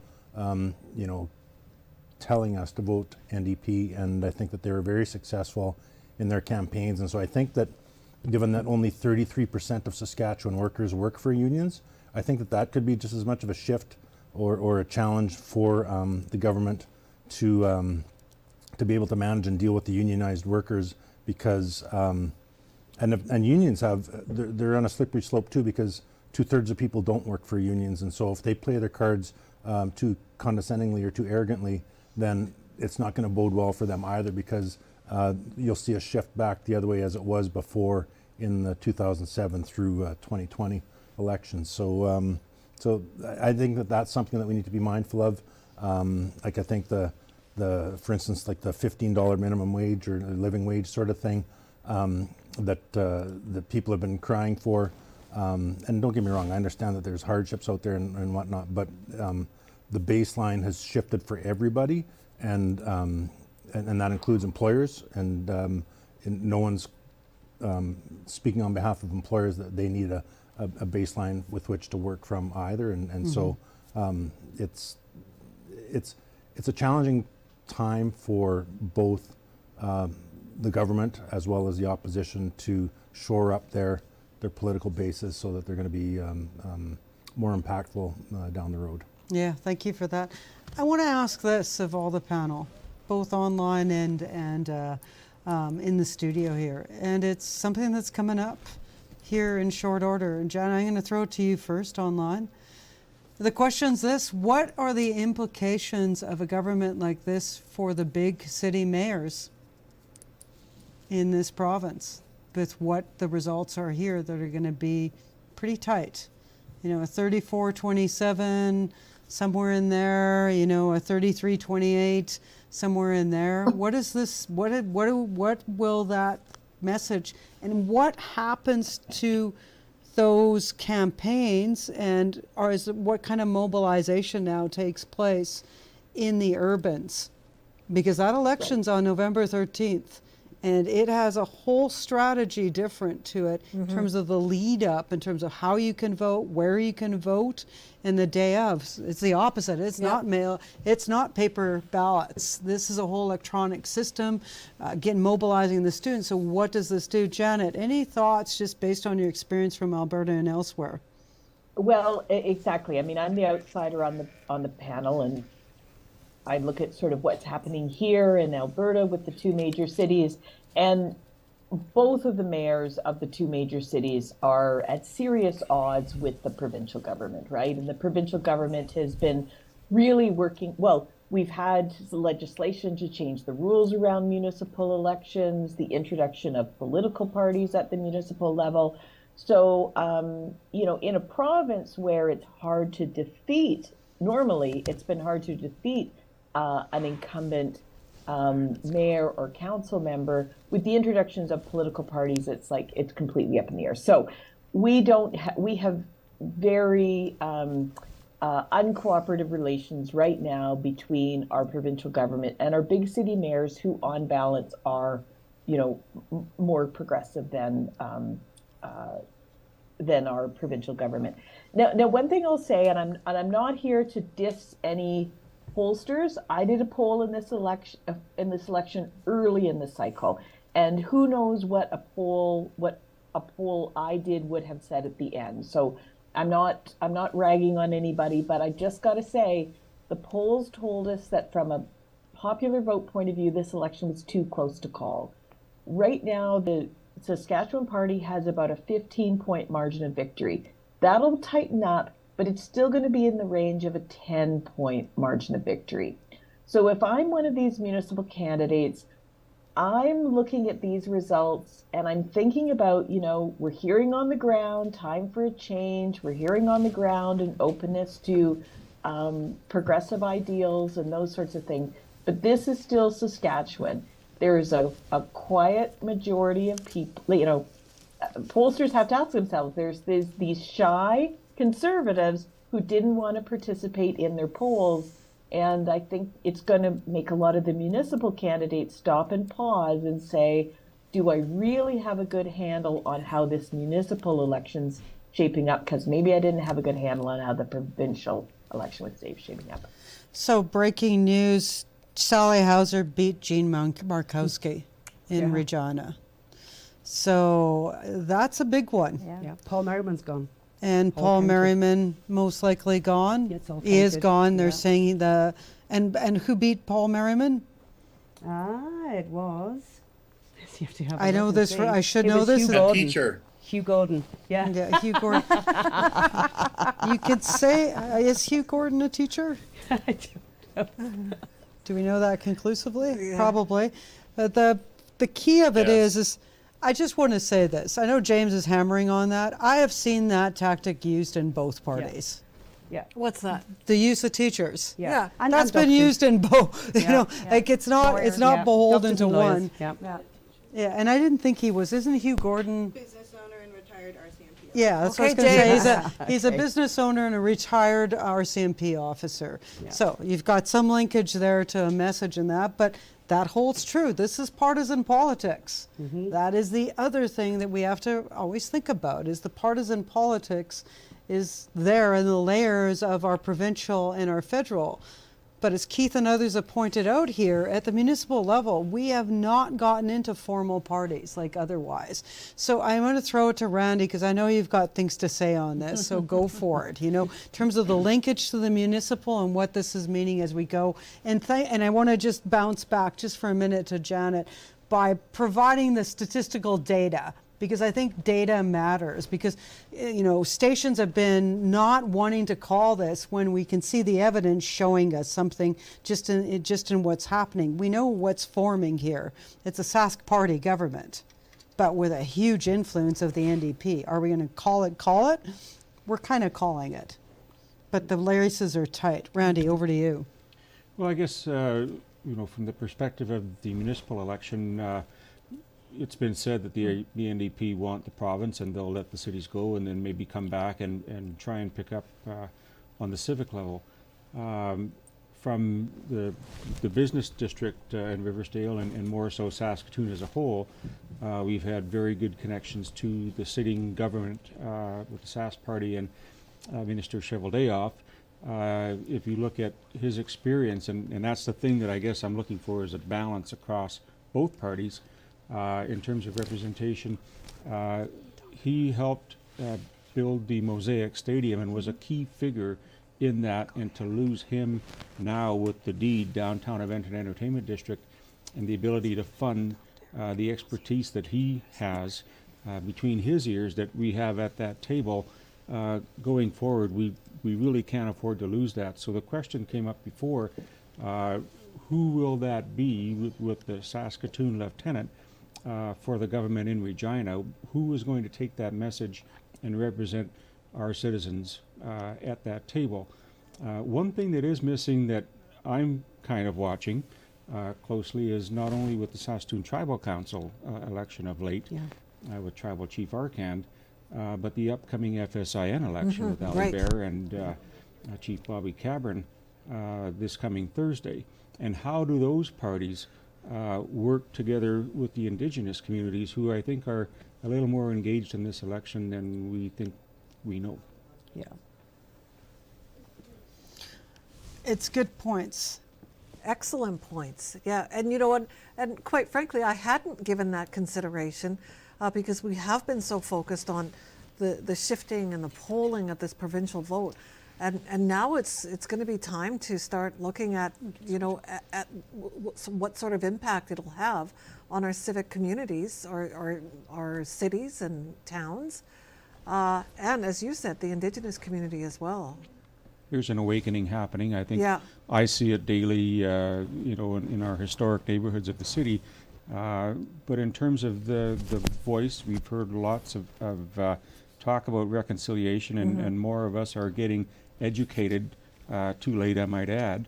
But by the same token, the Indigenous vote and the engagement that we're starting to see, I think we as a province in Saskatchewan will lead this country in terms of economic and revitalization efforts of a way a province should work.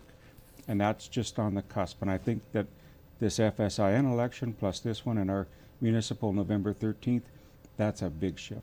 Yeah. I want to highlight too, our north ridings both went to the NDP. Yeah. Let's not forget that. Yeah. Okay. Athabasca. The NDP took Athabasca, 1,788 votes to 1,005, 27 out of 31 voting stations reporting. Cumberland, NDP 1817 to 1110, 30 out of 37. So we see that holding. PA Northcotes, Prince Albert Northcotes, I got to go there. This is squeaky tight still. 13 out of 14 polls. 2597 to 2526. The Saskatchewan United Party got 281 votes. Green Party got 87. Boy, you can just imagine how both those offices are feeling right now. That is squeaky tight. I'm not seeing the tightness necessarily coming through in Regina as much, but we've got 5 ministers who lost their seats. That's a big deal. That's a huge deal.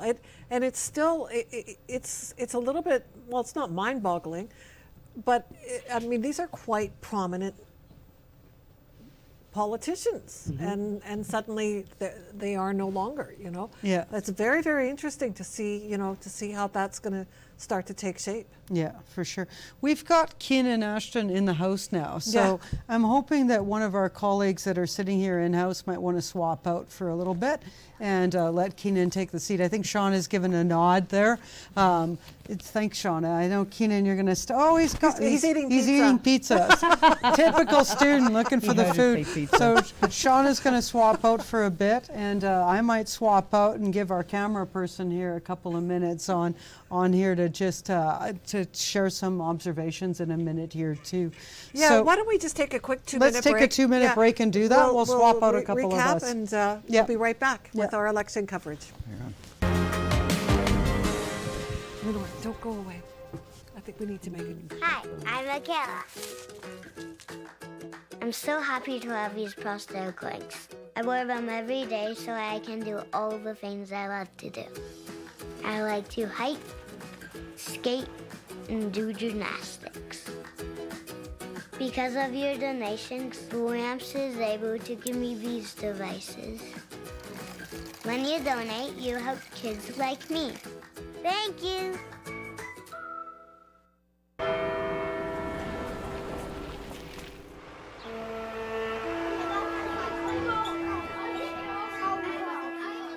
On the 11th hour of the 11th day of the 11th month, we encourage Canadians to pause and remember all that veterans have sacrificed for us, lest we forget.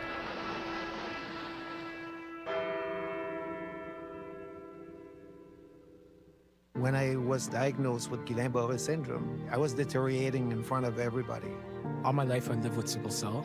I went through a tragic crisis that put me in a coma for 3 weeks. While I was in there, I received a lot of blood to put me in a healthier state. I was given the plasma then through IVIG. Even though that happened so long ago, it still has a massive impact on me today. Thanks to donors, I can live another life. Because of you, I will be seeing my grandchild. Are you a passionate content creator ready to expand your audience reach? Do you have unique stories, captivating hobbies, or special interests that deserve a spotlight? Rogers TV is here to amplify your voice within the community. We offer you the platform to broadcast your content to a wider audience. And the best part, it's completely free. Don't miss this opportunity to share your vision and engage with viewers. Find out how Rogers TV can transform your content journey today.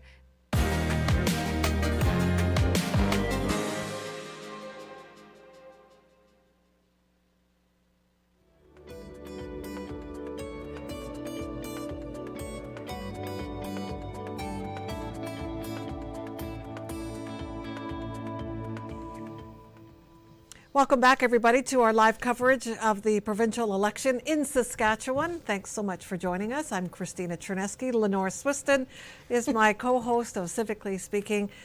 We had Voice of Saskatoon on earlier as well, and we've got a full house of guests as we're starting to wind down our broadcast of this live coverage of numbers trickling in. Just looking at the Election Saskatchewan website here, voting stations reporting 91.4%. We're looking at a total vote count right now of 388,910. And some close races, as there's a lot of agreement in studio here. So we're going to switch gears right away, and we're going to talk to Keenan Ashton, who came from Louis. And no drinking and driving. No, certainly not. To our studio here. But first, hi. Hi. Wait, you're not Lenore. Seemingly. No. Tell us who you are. Okay, yeah. Well, I was a camera person, and now I'm here. My name is Noam Loyola, and I'm a teacher here in the city, and I volunteer to do the cameras. So yeah, I guess I'm sitting here now. Does that mean you're going to run for politics? According to James Magician, no. Every teacher on the planet is now going to run for the NDP. But I'm not going to. No, my name's not going to go in for there. I'm much better suited for the classroom. Yeah, I hope James heard that. No. So what are your thoughts, though? You know, of where we are. Yeah, I don't know. I think this is about what me and my colleagues anticipated from the people I've been talking to, whether they're rural or in the city here. Definitely thought, okay, there's going to be more NDP seats, but not being too overly optimistic, because even if you live in the city, you have a feeling of what's going on in rural usually, because you have family members there, you have friends and stuff. So it was like, yeah, definitely panned out about how we anticipated. Yeah. So we'll see how that goes with negotiations with the next contract. Well, I mean, there is that, but you can't jump ahead of the election yet. No, yeah. I'm getting ahead of myself. But was there any surprise in terms of the split, the rural versus urban? Or or were you kind of hoping that the NDP might have been a bit more successful in more rural areas? I would have hoped so, but I think the critique that, I don't know. From what I'm hearing and from what I've seen, is there should have been more push in the rural from the NDP. I think that's, like, we all know that it's a common talking point and discussion about the rural and urban divide in politics, and you can still see that it's still holding strong there, even if some of the numbers are changing. The sentiment is still there of that divide. Yeah. Now, do you think that now that there's a stronger sort of, a stronger position or a stronger voice with the NDP in the legislature, do you think that some of those education issues that we seem to have been hearing about over the past few years, even years and years, do you think that they may be addressed? I don't know. I this last year with negotiating really soured the opinion of teachers on some of the people in the Sask Party, with the way that it was prolonged and the way that they didn't show up to meetings, different things like that. So there's, I know a lot of not great feelings towards that. So I think that if you talk to a lot of educators, the thought would be probably not, but we can be hopeful. Like all we want is for the best for the students, to be able to have enough resources for them, to have enough teachers for students who are in the school, and enough buildings for them to actually be in, right, and to not have to be charging student fees every year and have that increasing year over year. And so the hope is yes, because it benefits everyone. The students are the people who will be taking over Saskatchewan for us as we continue, and if we don't invest in them, they're not going to want to stay here. So I hope so. Good final thought there. Thanks, Noam, for being, first of all, thanks for working behind the camera, volunteering your time. We appreciate everybody who's made their way into the studio, who is working over there or over here, and in your case for coming up and just sharing a few thoughts too. Yeah, no, thanks for having me on. Yeah, it's much appreciated. I think I was going to throw it, or you're going to switch gears, yes. or switch with Lenore, and I'm going to just see if, Sarah, help me out here. Did anything major happen in the last 4.5 minutes? It did. Prince Albert Northcote fully reported, and is Sask Party. Again, I did also notice on the dashboard at the top that it had a new column for mail ballots counted, which is 0 right now. So remember that those are to come in. So remember that last election, 448,000 was the total. Right now we're sitting at 413. So, expected to have a lot more actually at this point.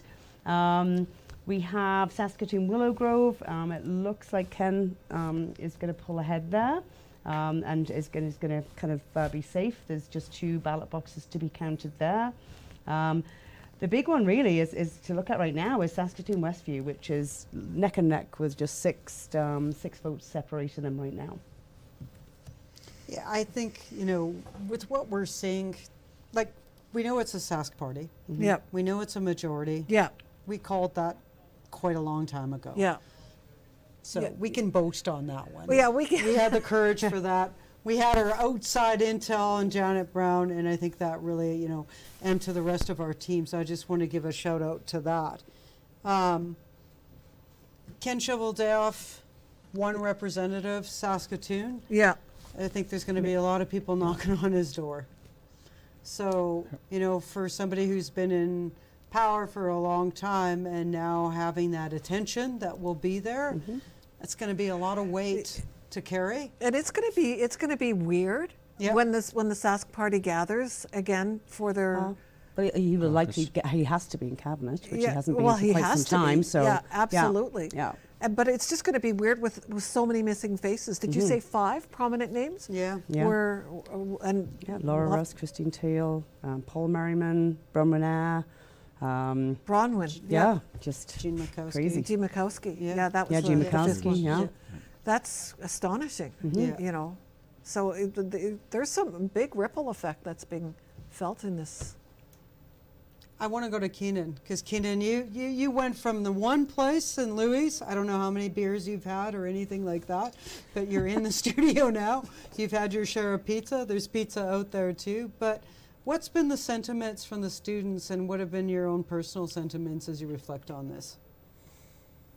I think the consensus by the time I left, we sort of were shedding people over time, was that still, if you want to make the call and have no chance of being wrong, it was resting on 1 or 2 more results from PA and Moose Jaw, which I believe have come in. So, like you said, it's definitely going to be a Sask Party government. I think the NDP underperformed the most recent polling, but I was also inclined to temper my expectations with that polling because of it just sort of came out of left field. I'm not sure where the popular vote is sitting at right now, but I think the NDP was sitting around 40% when I left Louis.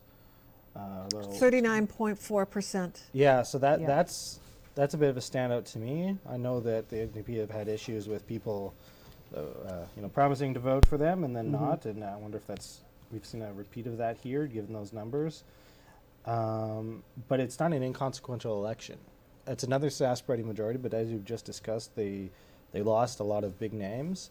They're on track to have 1, maybe 2 sort of major urban MLAs who will definitely be in cabinet. And for me, what's going to be interesting is to see the sort of if there's a shift within the Sask Party, what Scott Moe's next steps are going to be as leader. Carla Beck is certainly not going anywhere for the time being. There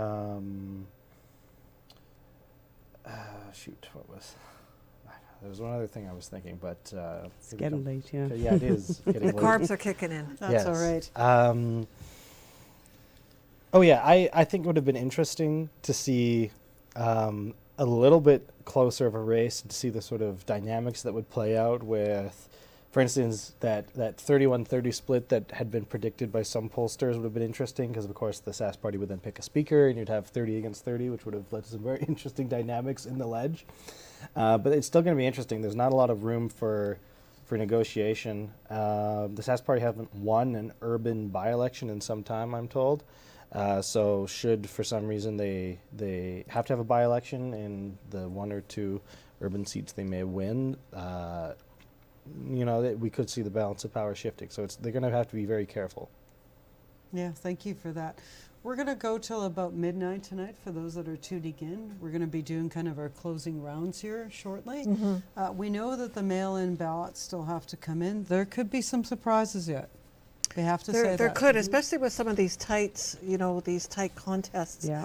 Although many have been called at this point, I'm still seeing a lot of non-check marks. So, a couple more voting stations that still need to be reported. It seems to be what's holding things up here. So, for instance, Saskatoon Westview, 6 votes. Yeah, still, I think. I know that's crazy. I think 9 they out of stopped 11. When we talk about Saskatoon Southeast, where Don Morgan was, it's another one that's still pretty tight. 8 out of 11 there. When we talk about Saskatoon Fairview, no contest there. That's pretty much an NDP wrap in there. But I want to go online now, because I know James and I have been bantering back and forth by text while this has all been going on. James, floor to you.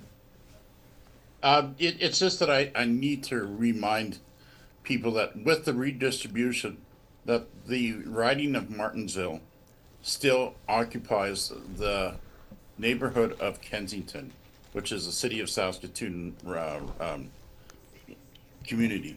So I would dare say that in Saskatoon, the Sask Party actually has 2 representations in the party. And you see, the thing is, it's, at times we have to deal with what we actually have. It's not the emotion or the what we would like to have, but this is the wish and the desire of the voters, right? So I think that the Election Saskatchewan has done a great job with giving people the opportunity to vote in a timely fashion.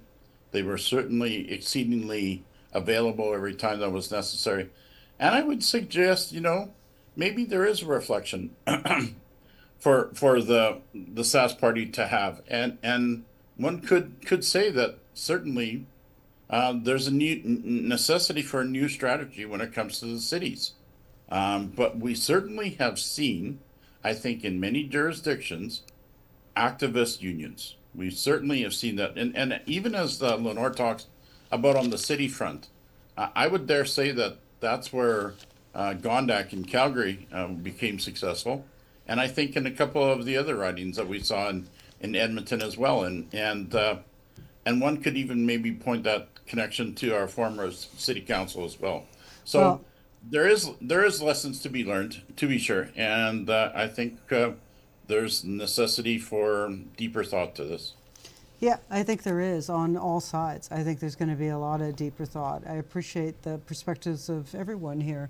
I want to go to Janet Brown just in terms of the outsider perspective on this, and then we're going to, yes, I mean, we've been saying it all along, but a Sask party majority. That is what's here. Okay, we know that. So we will say that.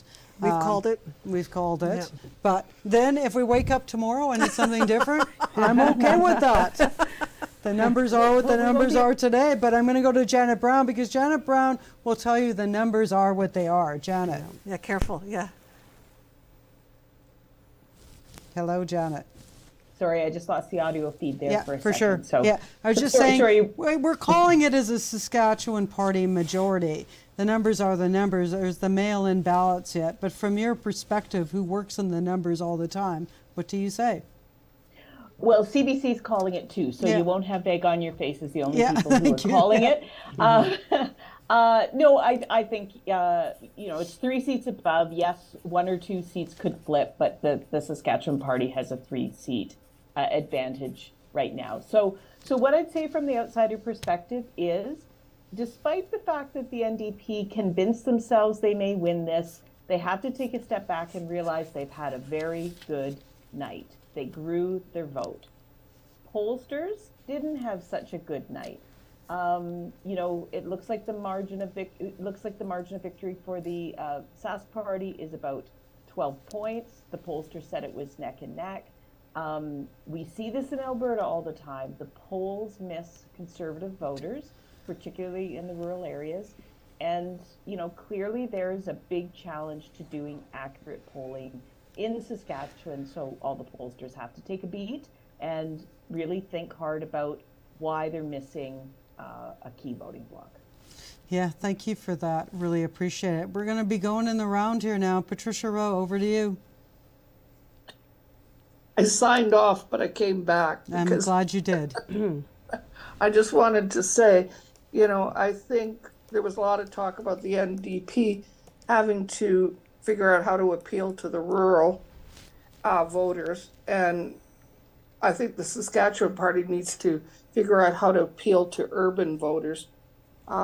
We've got some very big issues. I've been working a lot on the civic election, and we've got huge issues here with our unhoused population, which has doubled since last year. And because the government has the portfolio of dealing with unhoused people, we need a lot of cooperation between the city and the province. And there's also issues around the entertainment center, as Randy mentioned, and, the MVA, the environment, all those issues. So we've got to figure out a way to work together. And the NDP sort of won the cities pretty much, but I don't think the government can ignore them. And so I hope to see some new cooperation. And I think as a province, we've got to step up and put some pressure on to make change. The NDP pretty much doubled their vote or their seats, and I think that really stands for something. It's quite an accomplishment. Yeah, thank you so much. Thank you guys. You did a great job. Yeah. Thanks, Patricia. Yeah, thanks, Patricia. We've got about 8 minutes left here. Monica, over to you. Oh, just really briefly, I think NDP has to pat themselves on the back. They did really well. I mean, they had 13 seats before this, and they're going to end up with close to double. So I think we've got, yes, I know we've got an urban-rural split, but at some point, somebody's got to realize that this province is not going to realize its potential until we work together. And we are low end on education, we're low end on health, we're low end on a lot of things. And it's not because Saskatchewan people aren't great and have all kinds of passion and desire to be better. We're battling at the wrong end of the stick here, and so we've seen it here, lots of close stuff.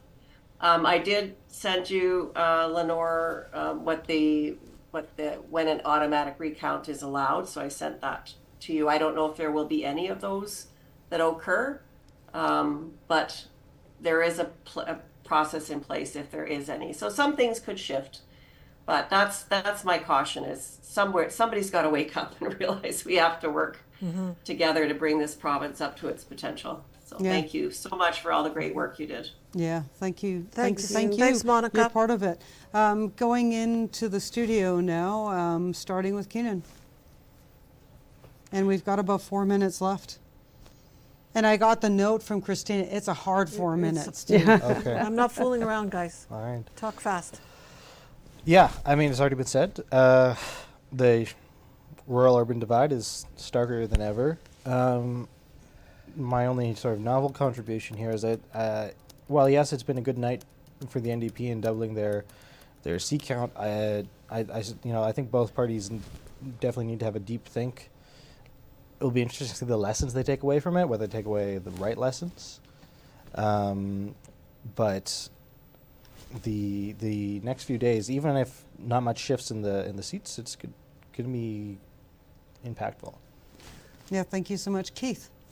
Well, I think a strong opposition makes a strong government, and so I think the Sask Party will be stronger as a result of this. I think they'll have to have some doses of humble pie to recognize that they've not resonated with the voters in urban centres, and have to figure out the reasons for that and move forward accordingly. And like we've all said, they need to figure out ways to work with those across the aisle and those in the unionized environment to get these things sorted out. Yeah, for sure. Thank you, Keith. Randy? Well, firstly, I think I'm just proud to be a Saskatchewanian. This is a horse race, and I think politics here are the bedrock to be admired across the country. I think a lot of us maybe have differing views, but at the end of the day, I'll buy a coffee, you buy a coffee, let's jump to beer, and we debate and we come forward with a new vision. I am looking to see what that means for 2028 and into 2032. I don't think this is just over. It does put a shift on things. I think I'm sad to see the imbalance in terms of the rural and urban, the loss of the ministers that we have had who have contributed, and all of that corporate knowledge that we've dealt with at the Ottawa level is kind of evaporating a little bit. But I believe that there is some bedrock there for Premier Moe to pull for ministers, and I hope that our lieutenants in Saskatoon can help bring that message back to. Yeah, thank you. Sarah? Yeah, I mean, my takeaway would be I don't think that Scott Moe's leadership is resonating. To come in with the NDP when he was elected as leader with 10 seats, and now they have, anything between 25 and 29, maybe 30, who knows, when it all comes through. I said that's a clear lesson. So where does that take the party? And clearly Carla's is. So that's something for them all to kind of think on, and absolutely the split. I find it interesting, not being from those parts, voting on colour, and I wish more people would vote on policy and, hold people accountable for the results as well, as they would if the Riders lost. Yeah, for sure. Wait,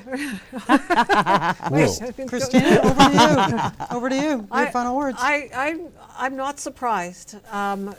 Quite honestly, what was my guess for the Your sick guess count? and mine were 32-29. 32-29, so 34-27. I'm not surprised by this, but what I'm interested in now are the mail-in ballots. I'm interested in the number of people who showed up to vote. That it's imperative. And as my dad used to always say, if you didn't vote, you don't get to complain. Yeah. And sometimes he would use different words, like shut up, you know, but he would say, and I mean it, you know, we have this opportunity to vote. So now I'm just very interested to see how things move along. I'm interested to hear what the leaders have to say, and time will tell over the next few days. Yeah, thank you so much for being my co-host here in the studio, Christina Cherneskey, along with our colleagues with Voice of Saskatoon, Anika that had to leave earlier, but really appreciate the collaboration that we have. Thank you to our studio team here of Dean and Eric and Shashandra and Noam for being with us, both on camera and behind the camera. Yeah, thanks, you guys. Yeah, thank just you much so much. appreciated. Thank you. And thank you to the 418,997 people who voted. Wow, you got that number fast. 50.49% of the population voted in this election out of an eligible 829,884 voters who turned into 810,816 registered voters. Congratulations to all who won. Congratulations to all who stepped up. It matters. Exercising our democratic muscles matters each and every time. It's what makes us be as community. Thanks for tuning in to Civically Speaking, Voice of Saskatoon, here on Rogers Communications. Take care, everyone. We'll be back November 13th, if not sooner, for a little watch party on that American election on November 5th. Take care, everyone.